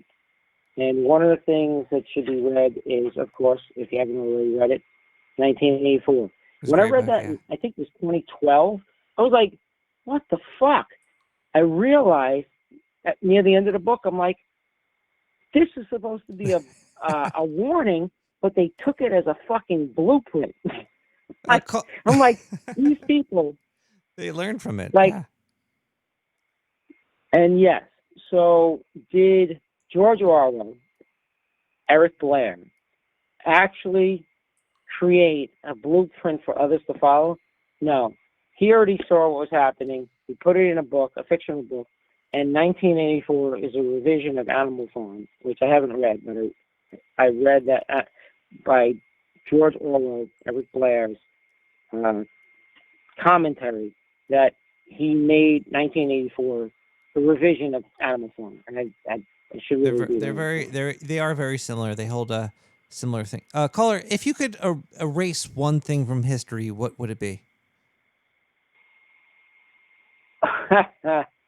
Wow. What upsets you? It could be anything. It could be you could be like, I want to get rid of pickles. I hate pickles, and then poof, they're gone from existence. Or it could be I didn't like Ronald Reagan. He was a bad actor. Poof, he's gone. What would you erase from history? You just caused me to think of something. I'm going to go on a tangent for a second. When I was asked, okay, playing D&D, 13 years old, just a couple of years ago, we had to get to this guy in a prismatic sphere. I don't know how many of our audience is going to know what a prismatic sphere is. I think you do. It's 7 layers of like lasers and gas and this and that. I forget exactly what it was. Forgive me. It's like a colorful prism. So, yes, it was a prismatic sphere changed 7 colors. The 7 colors of the prism, and each color had a certain power. One was like disintegration. So I had to get inside that prismatic sphere. I had the power of shape change, and I said, I shape change into thought. And they were like, what? They're like, and they had to think about that for several minutes. I'm like, no, wait, it's physical. You can't shape change into thought. So I'm electrons in your brain. Say again? You could say I'm electrons inside of your brain. Well, I was only like 14 or 15. Still. I'll go back in time for that in a couple of years. So you asked me, what would I make disappear? From history, yeah. From what would you if you could take anything out of existence, just remove it completely? What would it be? I think you asked the opposite. What would I? Ah, shit. Anything. It could be. You could remove a word. You could remove a person, place, or thing. A noun, an adjective. Say a word that you wish didn't exist.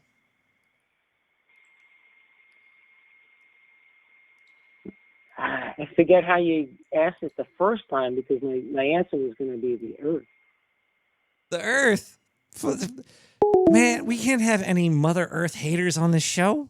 Like, I understand. You can't. The Earth. That's horrible. Let's listen to some music right now. We got Fairy Dust with Drunken Sailor. What should we do to drunken Is this sailor? a What sea should shanty? we do to drunken sailor? What should we do to drunken sailor? Early in the morning, way up she rises, way up she rises, way up she rises. Early in the morning, way up she rises, way up she rises, way up she rises. In the morning, put him in a long one until he's over. Put him in a long one until he's over. Put him in a long one until he's over. Early in the morning, way up she rises, way up she rises, way up she rises. Early in the morning, way up she rises, way up she rises, way up she rises. Early in the morning.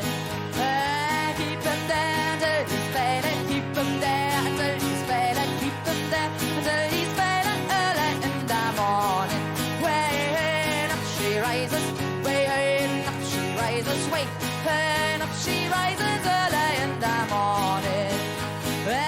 him in a bed for the captain's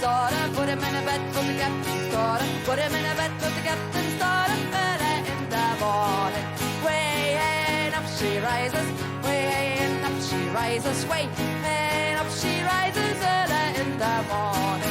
What should we do to drunken sailor? What should we do to drunken sailor? What should we do to drunken sailor? Early in the morning, way up she rises, way up she rises, way.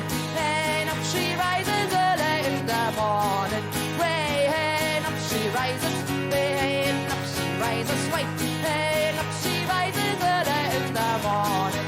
Way and up she rises, way and up she rises, wait, and up she rises early in the morning. Way and up she rises, way and up she rises, wait, and up she rises early in the morning. Way and up she rises, way and up she rises, way and up she rises early in the morning. Way and up she rises, way and up she rises, way and up she rises early in the morning.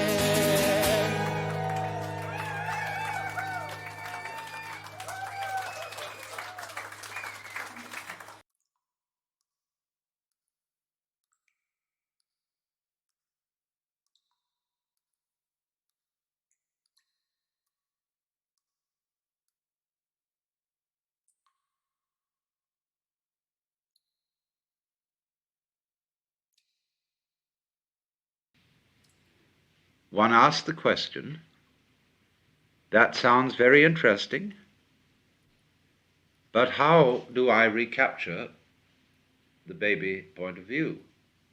And I showed that that was the wrong question, because it arises entirely and exclusively out of the adult point of view. Because the adult point of view involves the fiction that I exist as an agent independently of everything else that's going on. And so ask, how can I do this? And the important thing is to realize that the feeling of there being this isolated I is part of the game, and it has no fundamental reality except as a convention. And so long as that isn't clear, we're confused. I reiterated the point that when we ask, to whom must it become clear, or to whom is it not clear, that this too was all part of the illusion of the world that the adult presents to the child. So the only way in which the child's vision can come again is in the realization that the I can't do anything about it at all, and can't even do nothing about it. All possibilities of vision for what we call I myself are out. And this, and of course, is the same meaning that the Christian or the Islamic mystics would say, that the mystical experience is the gift of God, and there's nothing you can do to get it. That's a clumsy way, really, of saying the same thing. Because so long as you are trying or not trying, you are aggravating the sensation of the separate ego. Now, that in itself, you see, as I talk about it, presents a certain difficulty. Or one thinks it's difficult. There would be a second difficulty if we were to go on and say, it isn't only the illusion of the ego, but the whole valuation system that we put on the complexity of vibrations we call awareness of life. All the various valuations that are put on this by the social game are maya, that is to say, they are illusory, basically, because it's only in play, as it were, that we say this is good and this is bad, this is advantageous, this is disadvantageous. And so we would go on to say after this, but I cannot imagine anything more difficult than overcoming that hypnosis. I am so enchanted by this system that the idea of treating it as not really very serious seems to me unthinkable.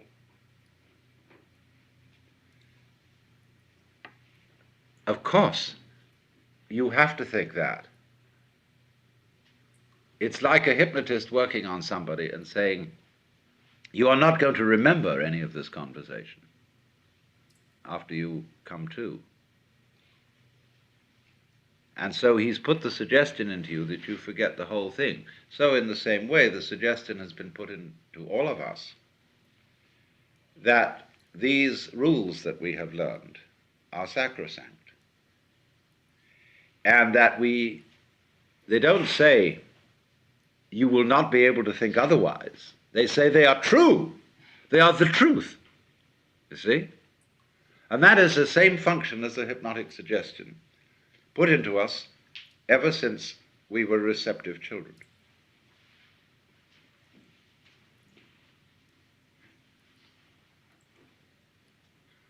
So naturally, it's all part of the conspiracy which we are playing on ourselves. We can't blame our parents for this, because their parents played it on them. And they bought it. And don't forget that time goes backwards. You see? You can't blame this on the past, because now in the present you are creating the values of the past, and you are buying them all along, see? So there's no out on this. You see, in a way, psychoanalytically, one is given an out by saying, well, the parents didn't bring up their children properly. And American people are consumed with guilt about the way they bring up their children. So we must abandon completely the notion of blaming the past for any kind of situation we're in, and reverse our thinking and see that the past always flows back from the present, that now is the creative point of life. And so you see, it's like the idea of forgiving somebody. You change the meaning of the past by doing that. It's like also when you watch the flow of music. The melody, as it is expressed, is changed by notes that come later. Just as the meaning of a sentence, especially, say, take German or Latin, where there's the convention of placing a verb at the end of a sentence. You wait, in other words, till later to find out what the sentence means, according to our way of feeling it.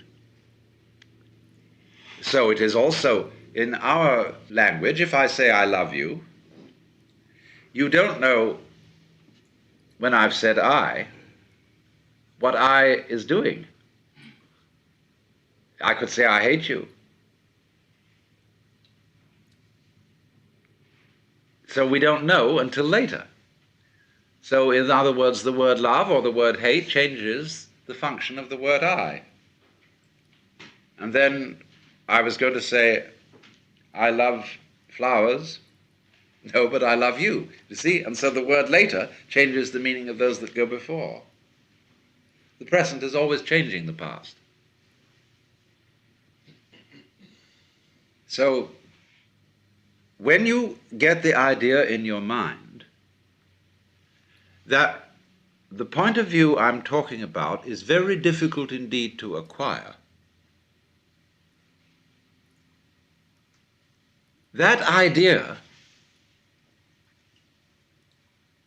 is one you are putting there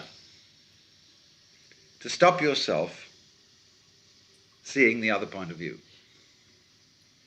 And above all, you must not take that seriously. It is simply a method of postponing seeing the point now. So you have to see it now or never, because there is only now. If you say, well, tomorrow, the next day, maybe in another dozen lifetimes, I'll be ready. That means, simply and solely, I don't want to be bothered with it now. I'm even not interested in it now, so I've got an excuse for putting it off. Which is fine, that's perfectly okay. You can put it off. There is no reason, there is no compulsion why you should come out of this illusion. That's why Oriental people do not tend, in the same way as Westerners, to be missionaries and saying it's very urgent that you be saved. It isn't, unless you say so. I mean, unless you are so disturbed by the suffering and the problem of suffering that you've got to find some sort of escape. But if you don't want to, you can stay there. It's okay, there's lots of time. And maybe you'll see through it when you die. At least in the moment of death. You'll see that it was all a fake. So, don't be scared about the idea of the difficulty of it. That's a red herring, and it's quite irrelevant. And I don't think that teachers should talk quite so much about this as they do. And saying, oh, this is going to take a long, long time and a lot of practice and many years. Maybe it will. Maybe it won't. But that's beside the point. Because it distracts. It's like telling somebody that this is a very difficult book to read and it requires immense powers of concentration. Well, that immediately kills your interest in it. Instead of if I would say, well, now this is a most extraordinary book.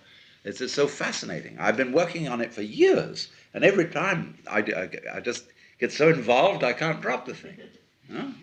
I mean, that's a far more encouraging attitude to a student than, well, it's going to be very difficult, except to very, very self-hating students who somehow perversely enjoy suffering through it. I suppose that's, of course, a way too, but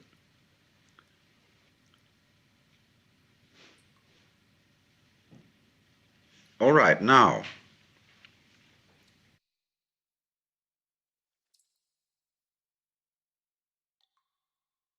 Well, now we should talk a little bit more about some of these Psyops things. There was during the Vietnam War. The vampires was in the Philippines, not Vietnam. Vietnam and Philippines are different places. I know this. I'm not that. Yeah, I had no idea. I don't know anything. But don't judge me. You shouldn't judge people. Maybe you should judge people. Judging people helps you protect yourself. There's a yin and a yang, a very fine balance to everything in life. But it's since there's a balance, there is no real law, because who's to say who's right and when they're not right? And say you witnessed a murder. Say you saw somebody just kill somebody. Should you go over there and kill that person? Because then if somebody sees you go over there and kill that person, they might see you standing in front of two dead bodies and come over and kill you. And then,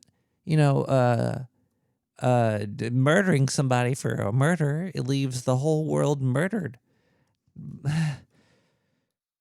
But in Vietnam, the Psyops released tapes because they knew that the Vietnamese were scared of ghosts, and American military put cassette tapes with ghost sounds around the fucking all around Vietnam. Ghost tape number 10, I think that's what it's called. Is that what it's called?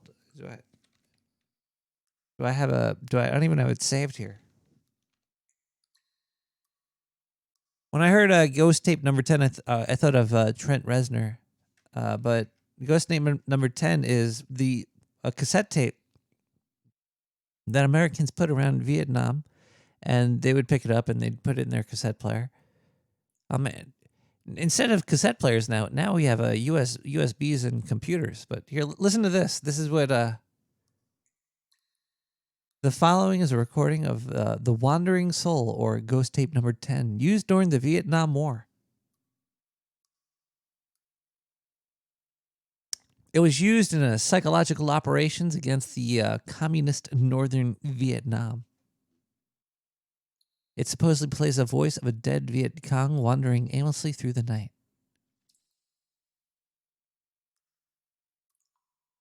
with the Vietnamese beliefs that their unburied dead soul will wander forever in pain and suffering. All right, let's get to the meat of this. What am I doing here? This is it, people. This scared Vietnamese people out of their... And also, how do you know it did? How do you know that the Americans making this tape and giving it to the Vietnamese actually worked? Did they... Maybe the Vietnamese people said it worked, so the U.S. would be like, oh, it worked, and use it as a trap. There's no way... Really? This shit's terrifying.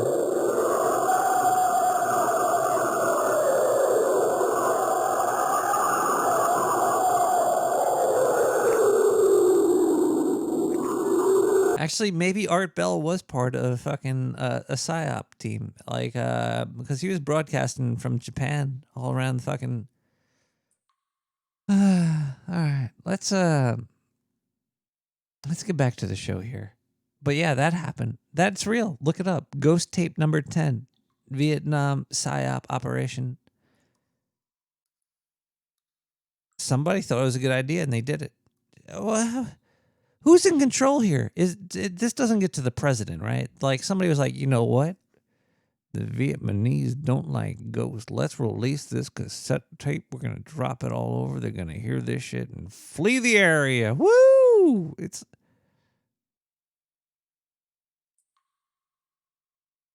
I do think Art Bell was a change agent. I think Art Bell was a psyops personality. He wanted change to happen in making himself, more rich. I think, and I think Art Bell had wrote books that became movies that changed the world. Actually, I think A Day After Tomorrow is pretty much the reasoning. Yeah. He came up with the quickening, and then his buddy there, I forget his name, but the buddy that wrote the book pretty much, that became the movie, started the whole. I think Art Bell caused the climate change debate. If it wasn't for Art Bell, I don't think the climate change debate would be happening right now.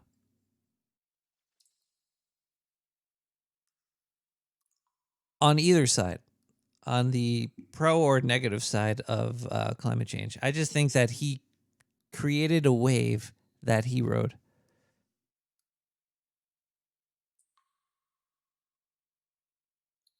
Let's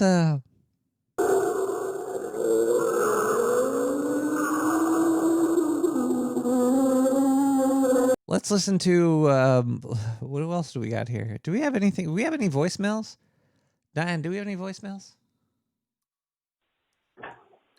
So, this is Nick the Rat Radio, huh? Yeah.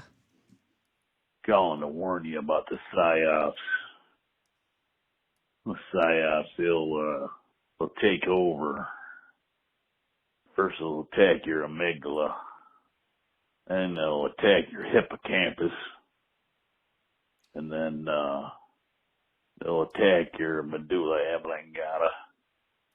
They'll go after that medulla oblongata like crazy. You won't even know what hit it. You won't even know where you were at after a while. That medulla oblongata.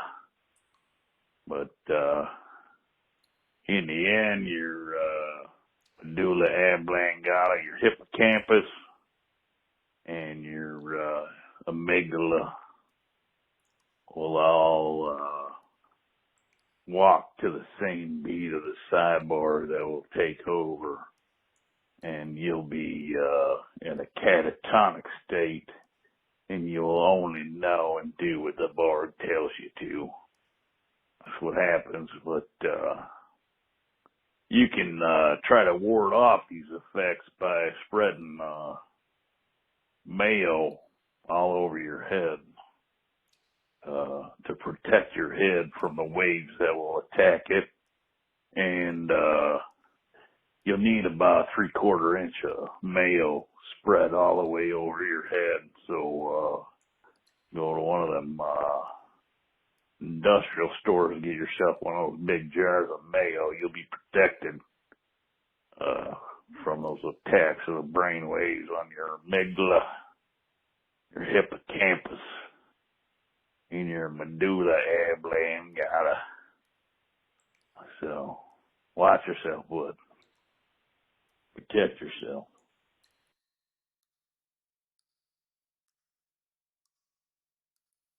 Dan, can I buy stock in mayonnaise? Mayonnaise is mainly egg and oil and grease. Buy chickens, right? Buy chicken stocks. Chicken stock. Ooh, have some chicken soup. We have more voicemail. Let's play this one. I don't know what's going on anymore. Hey, it's Rick. I feel like a bit of a dumbass because I had asked which book had a Christmas story in it. Well, I didn't realize that there was an actual book written by this gentleman called A Christmas Story. I guess it was expanded upon. Is that real? So I'm not sure where the movie came from, but since I was wrong, the book that I originally read it in was In God We Trust, All Others Pay Cash by Gene Shepherd. Either when I checked a long time ago, that was the only book up on the Library for the Blind's website, or I somehow missed it. So, yeah, that was an unfair question. But yeah, I always liked that title. In God We Trust, All Others Pay Cash. I think that's the title. But yeah, Gene Shepherd was an interesting individual. So, if you go through these, and I don't think you do before airtime, you can just delete both of these. Alright, sorry about that. That was completely unintentional. I'm not deleting nothing. Say goodnight, Nick the Rat. Good night, Nick the Rat.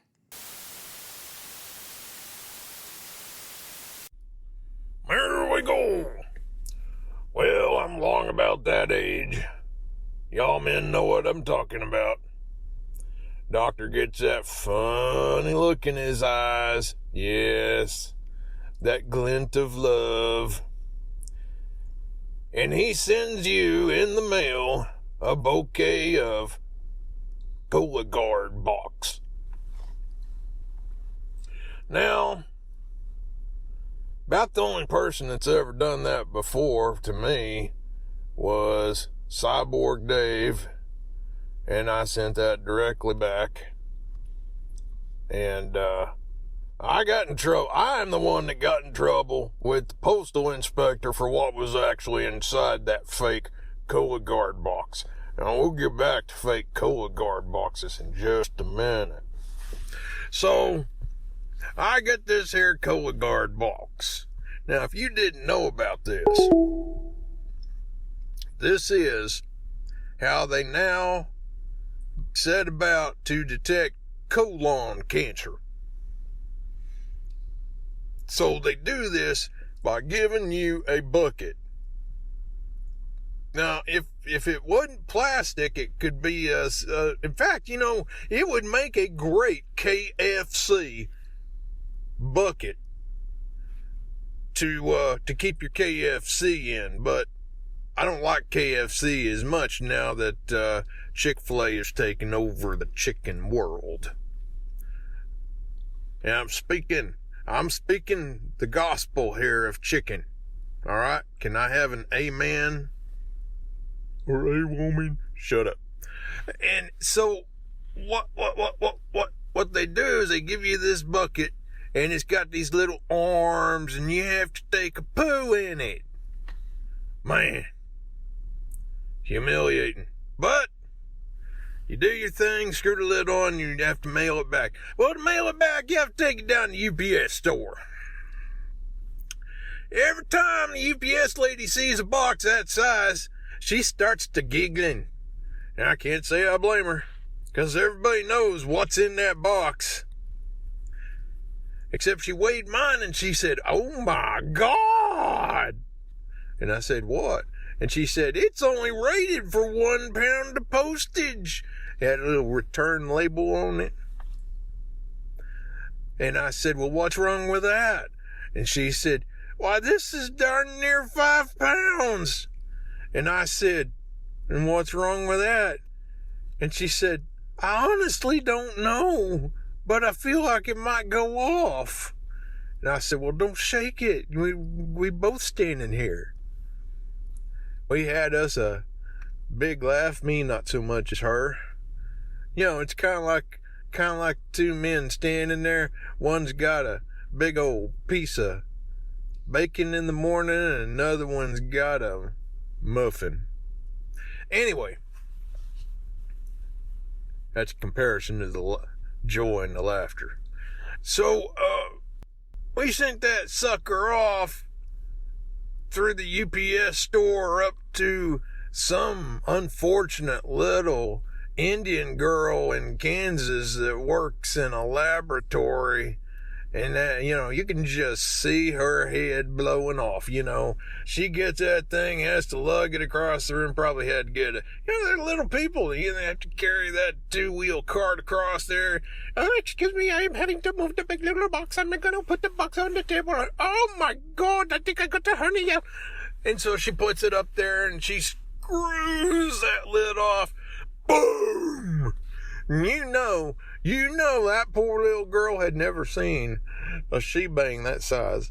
I tell you what, that sucker is a great steaming pile of loveliness. But, so she looked at that, she measured that, and she said, "That is too big for the thing. We cannot be measuring the thing that is too big for the thing, so we're going to have to send the thingy back." And she looked up her script, and she went over, and she pushed the button, and shazam! Through the miracle of time, a brand new Cologuard box showed up with explicit instructions telling me, "Do not drop such a large brick in your Cologuard box." Like, daggum, I tell you what. So the next thing I had to do was go put that thing in the toilet seat and kerplunk and bite one off so that it would be just right. I had to go back and face the same darn woman at the UPS store, and she said, "It's bad enough to see this once. Please tell me that you got somebody else in your household your age." And I said, "No, this is an indicator that somehow I fouled up taking a big old dump in the box. And I'm having to do it a second time." Yeah, there we go again. Lots of laughter, bacon, muffin. Anyway, Cyborg Dave, you should be paying attention. Your turn's coming up again.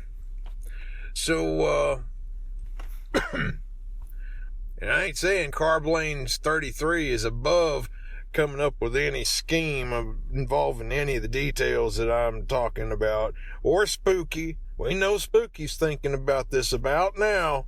The same thought is brewing in all you repeat offenders from the Dark Sewer Network. I know, because I was thinking the same thing. Anyway, to go on my story, we had our bacon and fiber muffin laughter, and then, wouldn't you know it,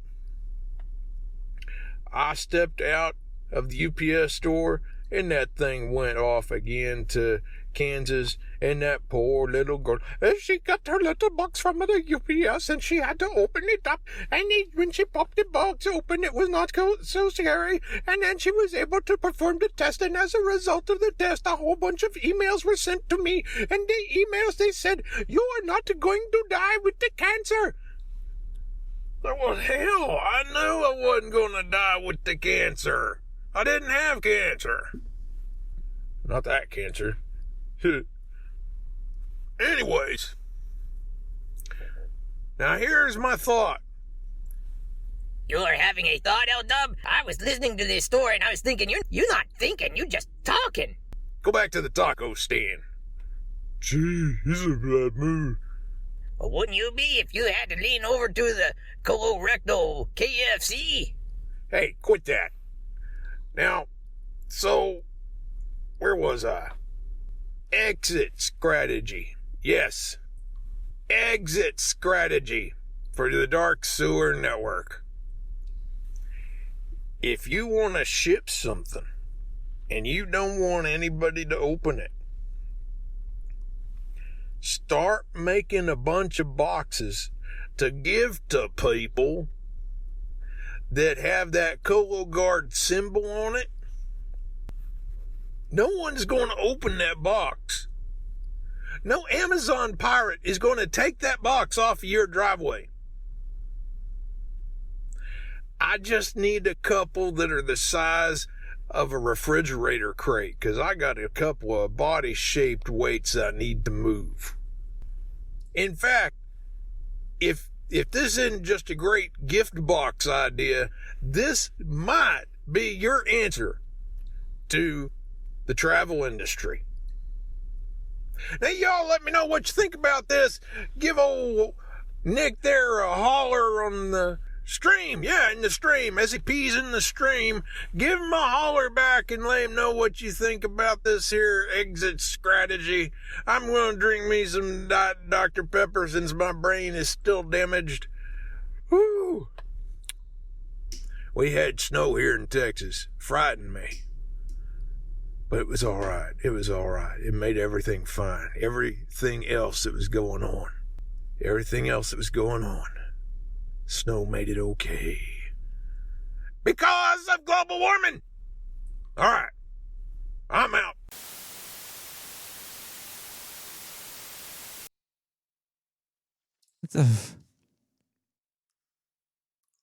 What happened to my stream? Man, I don't know if I was playing voicemails earlier. I don't know what the fuck's going on anymore. Where's my shower book? It's so hard to see in the sewer. With Diane, can you find my shower book? Oh, that's the phone, Diane. You really don't know. Okay, look. There were secrets written in that thing.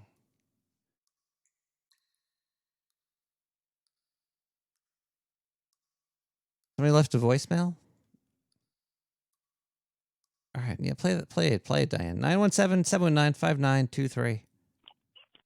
Yo, Nick, I got to tell you, brother, you done triggered my ass playing that damn show opener. That fucking movie gave me nightmares till I was a goddamn teenager. Sneakers? Before I got my first,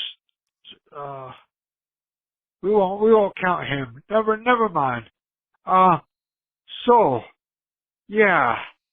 But that, fucking Santa Claus shit scared the fuck out of me. Till I was, like, old enough to vote. God damn, Nick. Don't trigger me, motherfucker. I know where you at. Fuck. Santa Claus was in sneakers? Let's listen to Joker Inc. with a remix of a Tizzo song, Business. We'll be right back with more Nick the Rat. We're going to close up in a little bit and have a good night, everybody. I love you. And I think you're beautiful. Let's get down. What's this? Give you one more night to get this. We've had a million nights just like this. So let's get down to business. Mama, please don't worry about me. I'm about to let my heart speak. Friends keep telling me to leave this. So let's get down to business. Let's get down to business. One more night to get this. We've had a million nights just You're building a rat ship.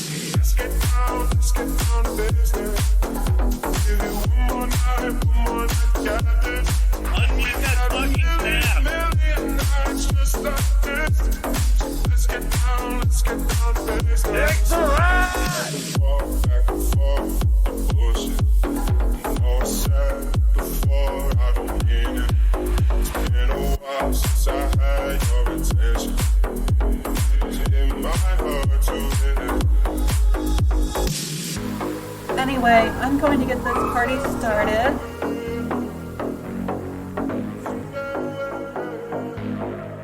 Yes, science!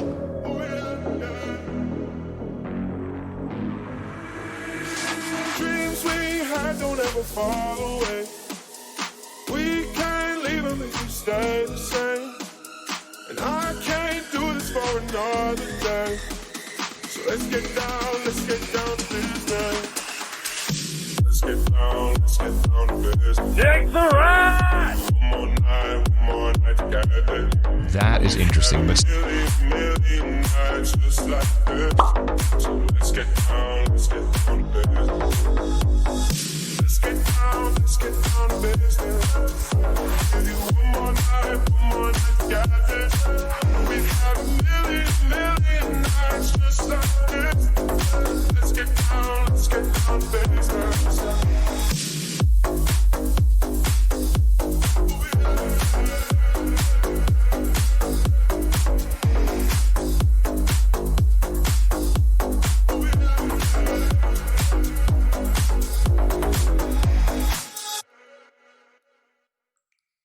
GG Limelight. Yeah, it used to be a fun little club inside of a church until they turned into a trendy clothing store.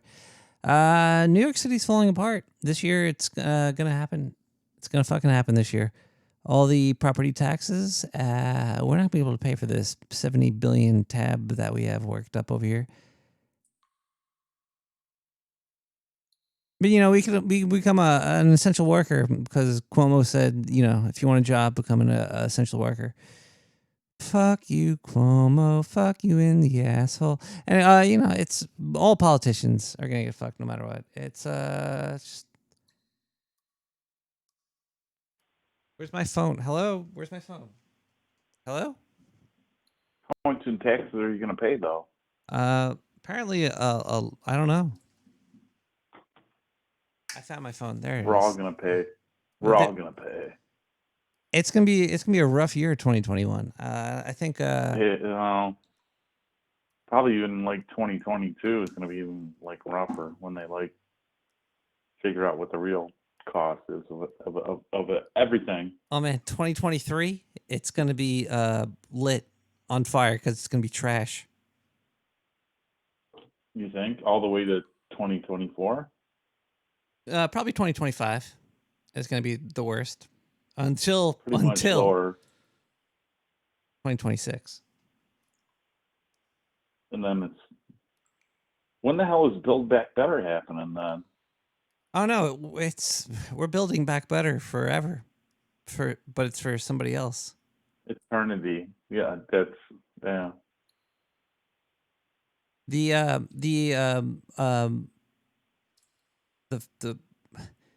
essence of what slavery is morphing. Morphing to a different slave state.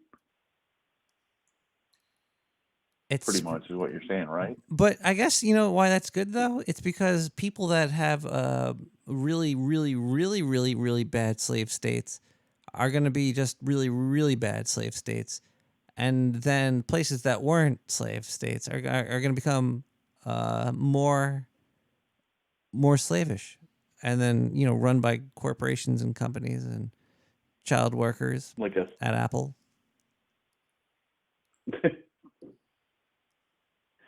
At least we'll be able to put nets around all the buildings, so the people that are trying to jump out.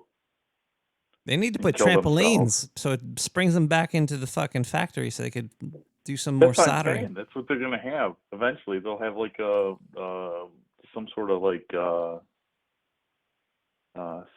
Siri control device that will spring them right back up to the workstations when they try to kill themselves because they don't want to work anymore. Oh man, when's the next iPhone coming out? I need that. I need that. Exactly. Don't we all? Everything comes from some form of suffering, though. It's life. Life is. I feel like it's kind of like what's that Pandora's Box horror movie, Hellraiser. I feel like Hellraiser is kind of real.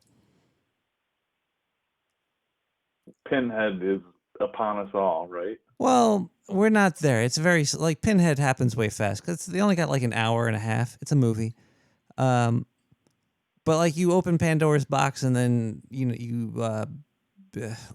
let's go to hell. Unleashed on us all. Yes, and it's sort of like reality. When the cavemen found that obelisk and learned how to break open some other monkey's head.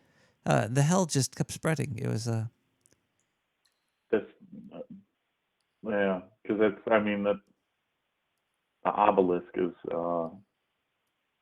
significant throughout slave lore, pretty much. I mean, it's a dominant feature. That's why there's the Washington Monument among our landscape, even throughout other countries. Caller. Do you work for the government? No, I do not. You have to tell the truth, because if you lie, then you'll get arrested. So, okay. No, I do not. Have you ever been partooken in Psyops?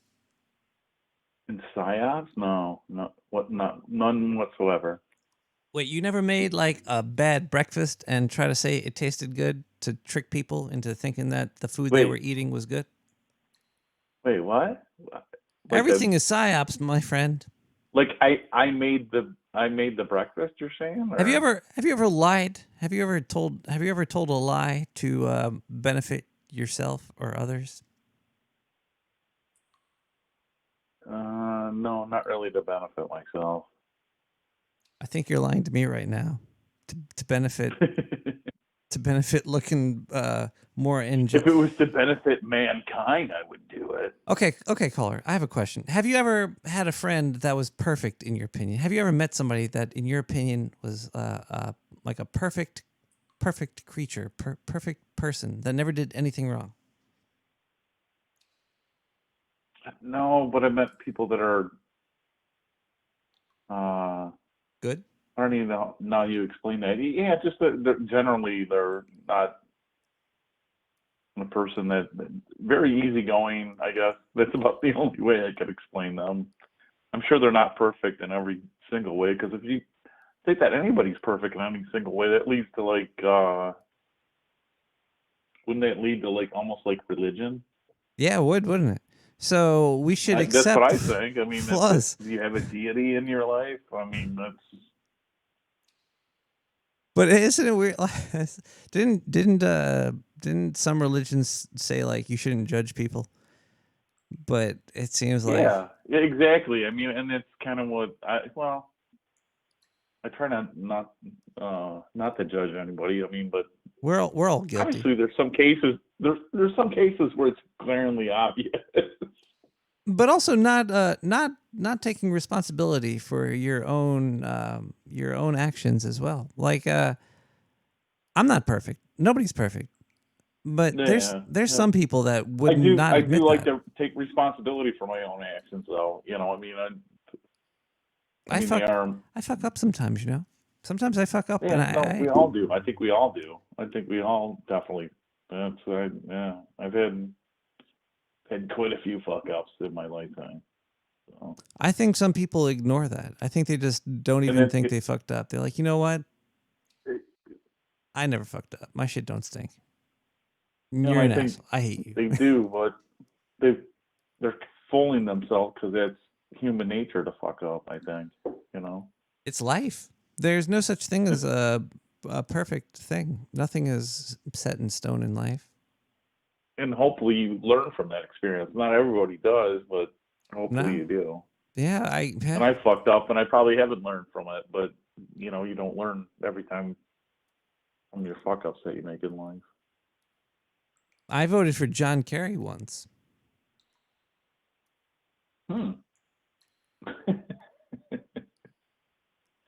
Even though he threw his medals, right?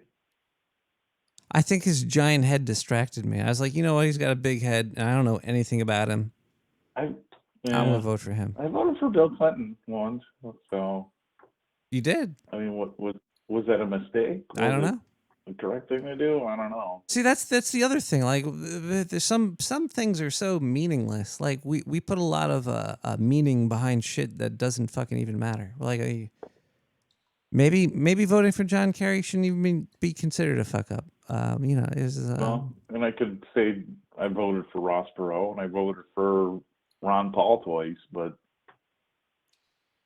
I thought we were going to have some sort of change that was going to happen. But nah, I love my Ron Paul. delusional head that thought somebody would change something. I heard Ron Paul might have been racist though. He came out with like a magazine that he didn't even have they any. just like deleted him off of Twitter or something. Yeah, they did. They yesterday. nuked him. They're like nuke and boot. It's who cares though? Who needs social media? It's garbage. I mean, maybe he was racist, but it didn't come out when he was running for president. And then his policies seemed solid with a Tea Party backing, but yet I think the Tea Party got subverted. Yeah, that's what they always say. They always say that the Tea Party was hijacked, which is, you know what that sounds like? What's that? Psyops. I think you're speaking a lot of truth there.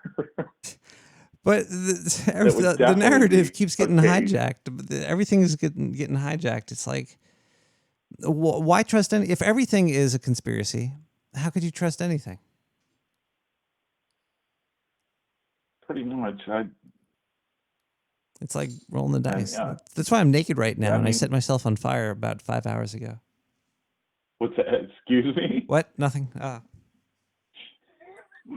You gotta live free, but you can't live too free. You know, you gotta go out there. You gotta go out there and. Have you ever read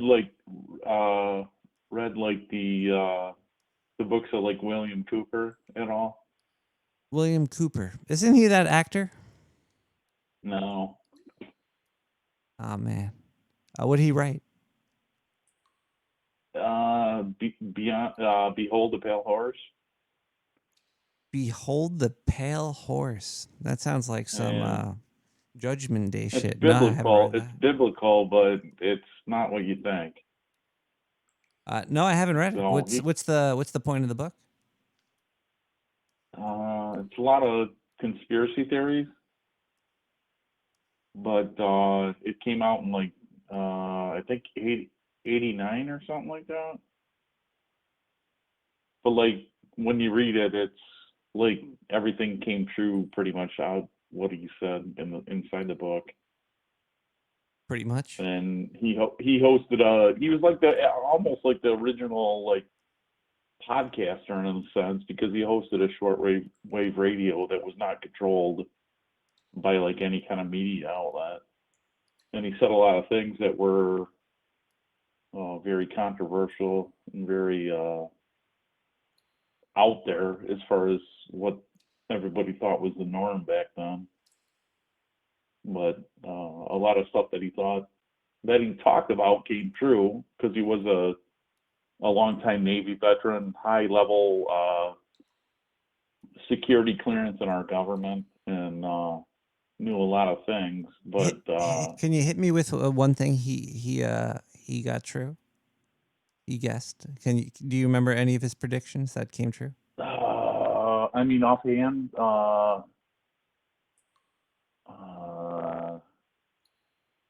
without me because it's been at least like 15 years since I've read the book. I can't think of anything offhand. Do you think maybe every that you just remember he predicted stuff, but what actually happened was psyops? No, I think he was a big proponent that psyops was happening all the time across the country, you know, and across the world, across the globe. Do you think they use art for psyops? I think art is probably the number one psyops thing right now. It could be. I think like our media, like movies and television, Pictures. I think the funny there's pictures. definitely a lot of shows and movies that you can say are definitely psyops. That Do you know are pushing a the narrative. biggest industry in the world right now? What's that? Starts with V, and it's not vagina. Yeah. When Video you said games. V, I was totally sold on vagina.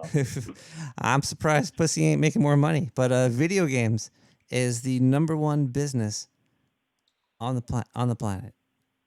Do you think there's a psyop being pushed inside of that? Oh, there's definitely propaganda inside of a lot of video game stories.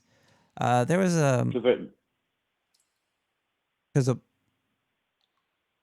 what? Caller? Oh, I was gonna say there was one of the Call of Duties was like kind of like a propaganda with like the women fighters in it and stuff. I don't. Yeah, there's a lot of games that have a lot of propaganda. I remember there was a game that came out that had like tons of like modern day issues as like posters in the game, but it's kind of like if you're pushing a narrative, I understand that. That's fine as long as it has to do with the video game itself. Like if you're gonna say like, oh, the world's on fire, but you're playing a firefighter in the game, sure. But if you're like if you're playing like a car salesman and they're talking about how Richard Nixon was a robot, that's a little bit weird. That's a but yeah, video games totally are taking over. A little different than what the theme of the game is.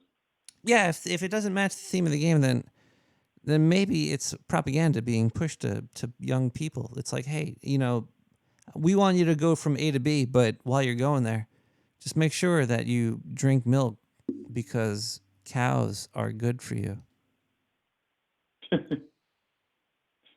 Do you think like a lot of like the animal movies are like propaganda to maybe like not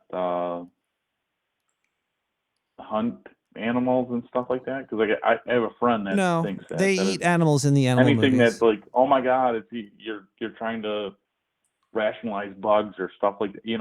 Not necessarily that he's hunting bugs, but you're rationalizing ants like they're a person. You should kill ants. Yeah, but there's also bad ants too.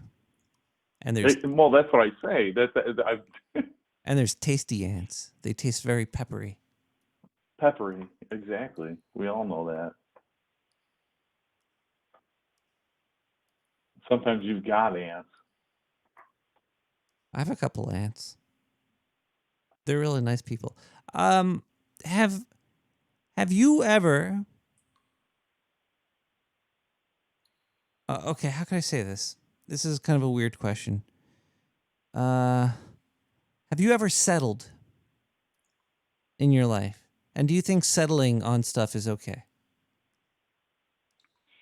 Does that make sense? I mean, is there a specific thing that you're talking about settling on, or okay, well, in general? In general, because I always hear like, oh, you only live once. You shouldn't settle on something. You should wait till you get like the perfect thing. Never settle. Or do you think it's okay to settle? Mm-hmm. Or is there a line? Is there a limit on when you should or not settle? When you say it that way, it sounds like relationships. Well, it could be, yes, it could be a relationship with a corporation or a company or a political party or a relationship. I think settling and propaganda and psyops are. I think psyops people get you to settle. They kind of force one thing until you're like, you know what, whatever, it's not that bad, and then you just go with it, and you're like, ooh, Cows are great. I definitely think that's, what is it? Repeat it till it's true kind of mentality is what a psyops would be. But as far as myself settling, I don't think I've ever seen it. Anything that I've done is like totally like settling. So your life is perfect? No, by far not. No. So you must have settled No, I at don't one think- point or another. What's that? You must have settled on something at one point or another. Otherwise, your life would be perfect right now. Probably. Well, no. I mean, I don't see it as settling. I see it as giving up on certain things. You know, Giving up. Like, Settling. I mean, seriously, dude. I mean, it's the same you get to thing. a certain age. You get to a certain age, and you're like, I'll never fuck it. afford that Corvette. I guess I'll get a Honda. No, well, yeah, exactly. That's settling, and I think psyops utilizes that motivation inside of creatures the most. You know what's funny is you mentioned like a Corvette, and do you have a Corvette? my work is like right by like one of the like biggest supercar dealer areas in our entire state. So I get to see these like supercars ripped down the street all the time when I'm going to lunch or whatever, you know, which hasn't been lately because I'm still work at home, but yeah, I get to see these guys rip down the street in like $300,000 cars. And I'm like, yeah, it's real nice. So it's thank God for settling. It's sometimes you find good, like nothing is also ever perfect though. Like you might be like, I want that Porsche, but there might be a part of the Porsche that you would rather it be, I mean, the Corvette, and you would want it to be a Porsche part. Like you might not like every aspect of your most perfect thing either. I don't think there's ever a perfect thing ever. No, yeah. If you get your most perfect thing, there's going to be issues unless it's like truly a perfect thing. It's too good to be true. Yeah, exactly. I'm sure that happens a lot of times, and that's maybe why you get greedy people that keep wanting more and more and more because they were never satisfied with what they got. Oh man, that's kind of deep, isn't it? I don't know. Maybe a little bit. Little D. A little D. Well, you know. It's hard. It's rough out there. It is. Definitely with 2020 behind us, so very bizarre year. I think 2021 might be worse. I don't know. It might shape up to be better. I heard some crazy rumors about. No, I don't even want to bring it up. Well, I'll message you offline about it. But caller, what are you wearing right now? I'm wearing a t-shirt, some jeans, and a pair of socks. You're wearing jeans? What time is it? I know. I should have frickin' something else on. Yeah, man. Take those jeans off, man. All right. You should get out of here. Take off your jeans. Get comfortable. And I'll talk to you later. Okay, caller? Yeah, I'm going to put on my big, thick, and cozy pajamas. I bought some new fuzzy pants. And they're like plaid. They're like black and white plaid, and they're kind of fleecy. They're pretty nice. I've been enjoying them tonight. Like a pajama pant, right? Oh yeah, I'm totally just I'm pajama pantsing it up while I'm doing this show. Oh hell yeah! I love pajamas. You know what?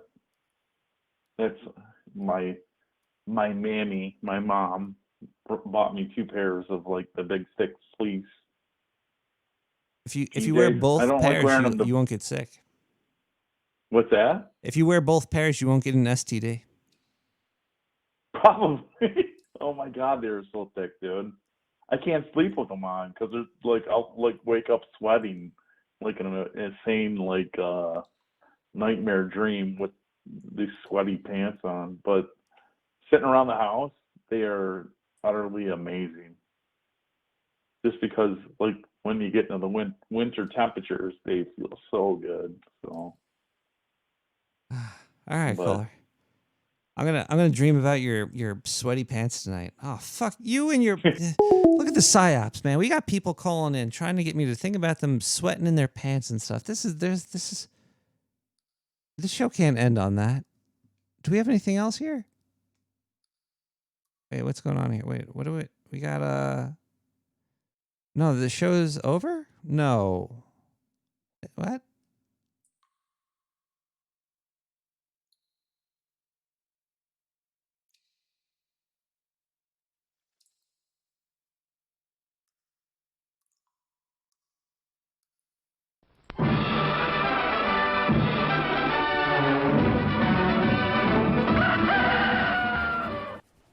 Hey everybody, this is Zindu, your favorite alien news reporter, coming to you from the sewers of Brooklyn, New York, reporting to you from the Dark Sewer Network.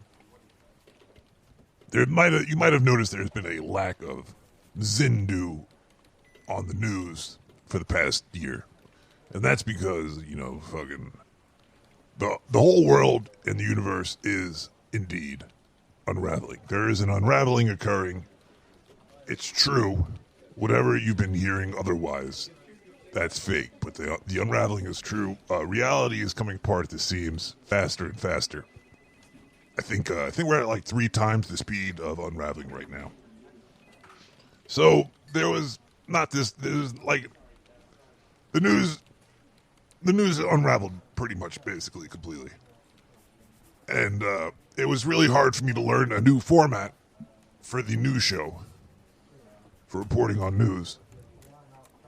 So I figured I would just go and look at news stories that are pointing out the unraveling occurring. I'd like to start with this Dutch news. Denmark. Denmark is Dutch, right? Are they Marks? What would they be considered? Denmarkians? Either way. Say goodbye. There's a new show for kids in Denmark, and it's about a guy named John Dillermand, and basically his dick is huge. It's kind of like, imagine the Fantastic Four, Mr. Fantastic. Imagine if only his dick was rubber, and then they made a kid show out of it where his dick gets in crazy hijinks. It almost gets snipped off by a gardener, and a rabid pack of dogs they almost nibble on it and rip his dick off. It's all in good fun for kids, but this is an example of the unraveling. This wouldn't happen at any other point in history. There would be a cartoon. It's claymation too. It's pretty awesome. I can't wait to watch. It's a claymation of a guy and his giant dicks. Okay, that's not normal in your reality, in anybody's reality.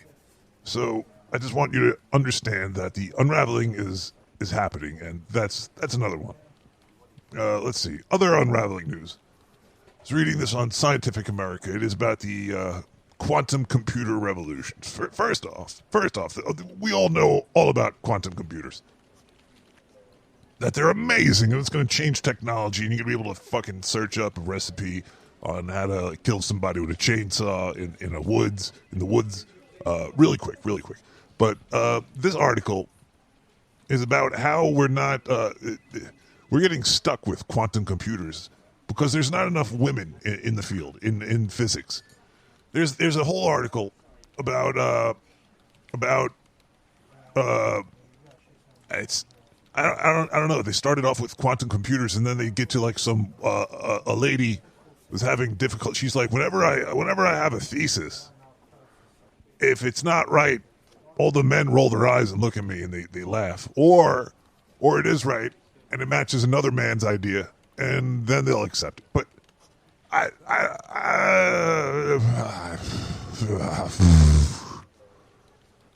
this sounds pretty petty. This happens to guys too. When I used to be on the baseball team before I hit puberty on Planet Oaktar, I would never get selected to play because I had little wimpy soy boy arms and shit. But then puberty struck in, and then like 10 of my 30 dicks popped out. I was masculine as all fuck. And then everybody wanted me on their teams. See, so basically, I'm just trying to tell these women that if they don't start growing dick soon, that they're gonna fall wayside with this unraveling and just get flushed away. It's gonna be a rough time for whoever is in the industry that thinks that they're not being represented, while they're not representing themselves due to fear or something. So stop being scared and get out there and don't take shit from anybody. That's basically what I'm trying to say. And then finally, in the unraveling news, I came across this one. This one might be big soon. Scientists discovered a new state of glass. It's like liquid glass. Basically, the glass molecules they can't rotate or something, so they always stay in one direction, and then they just jam. They just keep jamming more and more molecules. They just keep on sticking them together, and then sooner or later they become like a little bit of like a liquid form of like solid liquid glass. It's this is going to break reality, people. If you're scientists, keep on fucking with physics like this. The unraveling, it's happening. I'm telling you, it's real. I'm witnessing it. You're witnessing it. Also, other science is becoming broken down. Like, we're starting to come out with articles today. I read this one. It was about life on Earth came from inorganic material. Like, it came from like non-life. Like, life came from nothing. It came from a couple molecules that weren't alive. They bumped nasties by accident, and then DNA formed. Very interesting thought, but you know, these thoughts never came around before. Also, dire wolves. They're saying, they used to be like, oh, dire wolves, those are just, evolution of the gray wolf. Now they're like, nah, fuck that science. That science is bullshit. They have nothing to do with gray wolves. But for decades, I tell you, that we thought dire wolves and gray wolves were fucking connected at the tip somehow. But apparently that's all falling apart. Everything is falling apart. The unraveling is real, people. But don't worry, because Zindu will be here with you to help walk you through it. Hand to one of the many of my penises. We will overcome any obstacle, especially if it's your mom. Anyway, this is Zindu reporting to you live from the Dark Sewer newsroom.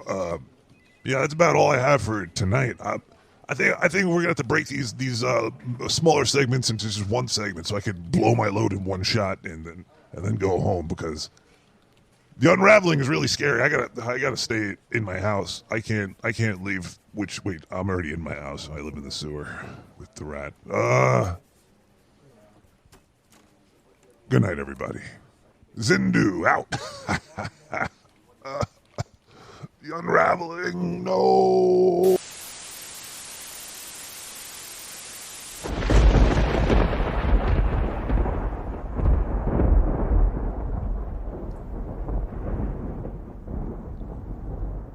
What the fuck was okay. Welcome back, Zindu. We're gonna probably get out of here now. It's getting a little bit late. I'd just like to say thanks to everybody that has called in. Thank you for everybody that has donated. Thank you for everybody listening, and thank you for being a late night warrior. And you're awesome. You right there. We're expanding the studio. We're gonna do some crazy things over here, baby. I don't know, figure it out. Fuck if I know. But yeah, we'll be back next week.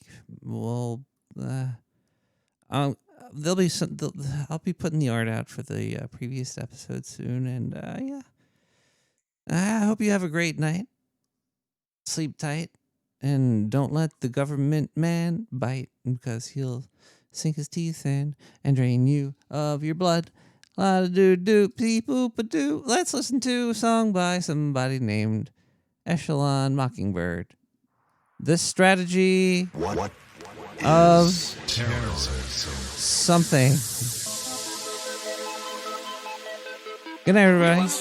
We'll be back next week. Clandestine operation, which is commonly known as Operation Gladio. Operation Gladio. For 40 years, secret terrorist organizations, many trained by Western intelligence agencies, have manipulated the political control of European sovereign states by a campaign of terror and murder. A strategy of tension is being employed.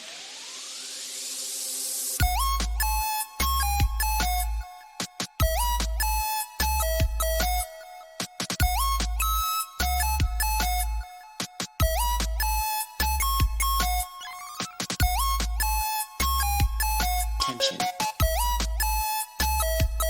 Tension. Tension.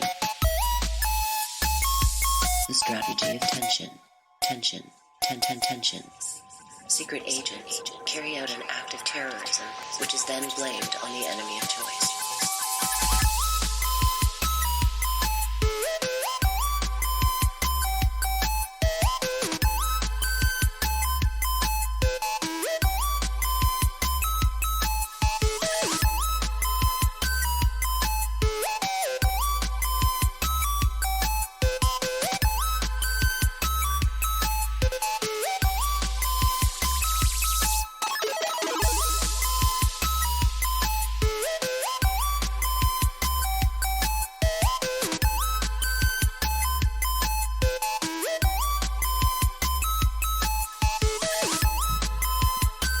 Donate to Nick the Rat Radio and blame it on a pipe bomb or something. I don't know. What the hell?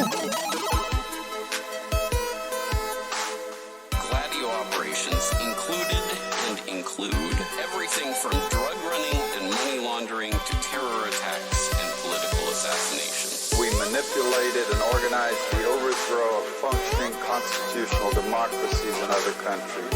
We organized secret armies and directed them to fight in just about every continent in the world. Military dictators ruled the country for the next 30 years. The United States provided them with weapons and trained their officers. Once fear has been instilled in a population, Good night, Stillwater. you can make them do anything. Thank you, Doe Denim, Denim. Conditioning Good night, installed in a state of stress or fatigue, it goes much deeper than conditioning installed at other times. Like behavioral software.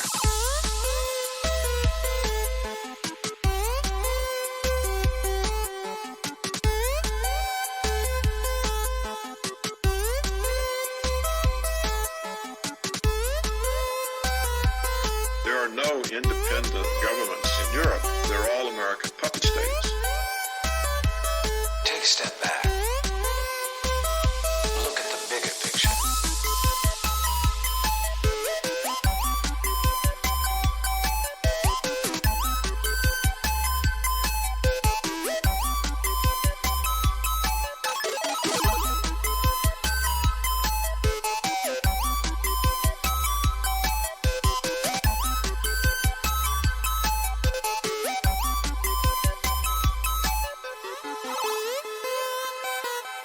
Tension.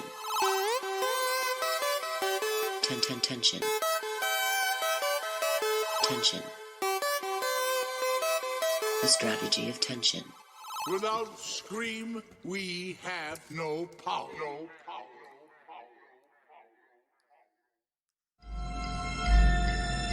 Too many secrets. Bish, I think you better come over here. Carl, you got your little black book? Yes. Give me the number for something impossible to access. What about this? Federal Reserve Transfer Note, Culpeper, Virginia. Yeah, sure, good luck. 900 billion a day goes through there. That'll do. Punch it in. Okay. You won't get in. It's encrypted.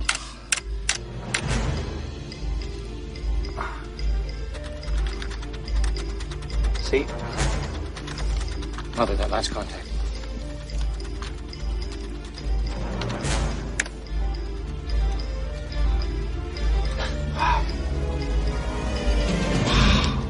Look at this, boys. Anybody want to shut down the Federal Reserve? Hey, don't screw around with that thing. Please. Carl, what else you got? National Power Grid. Okay.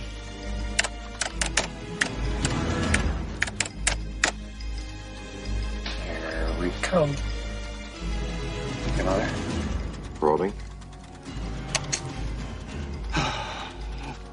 Wow. Unbelievable. Anybody want to black out New England? Carl, what else? Air traffic control system.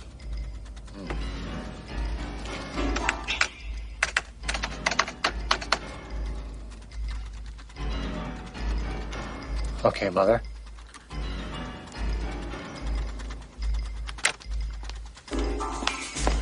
Oh my God. How is this possible? Cryptography systems are based on mathematical problems so complex they cannot be solved without a key. Janek must have figured out a way to solve those problems without the key, and he hardwired it into that chip. Anybody want to crash a couple of passenger jets? I say, turn it off. Turn it off. Don't kill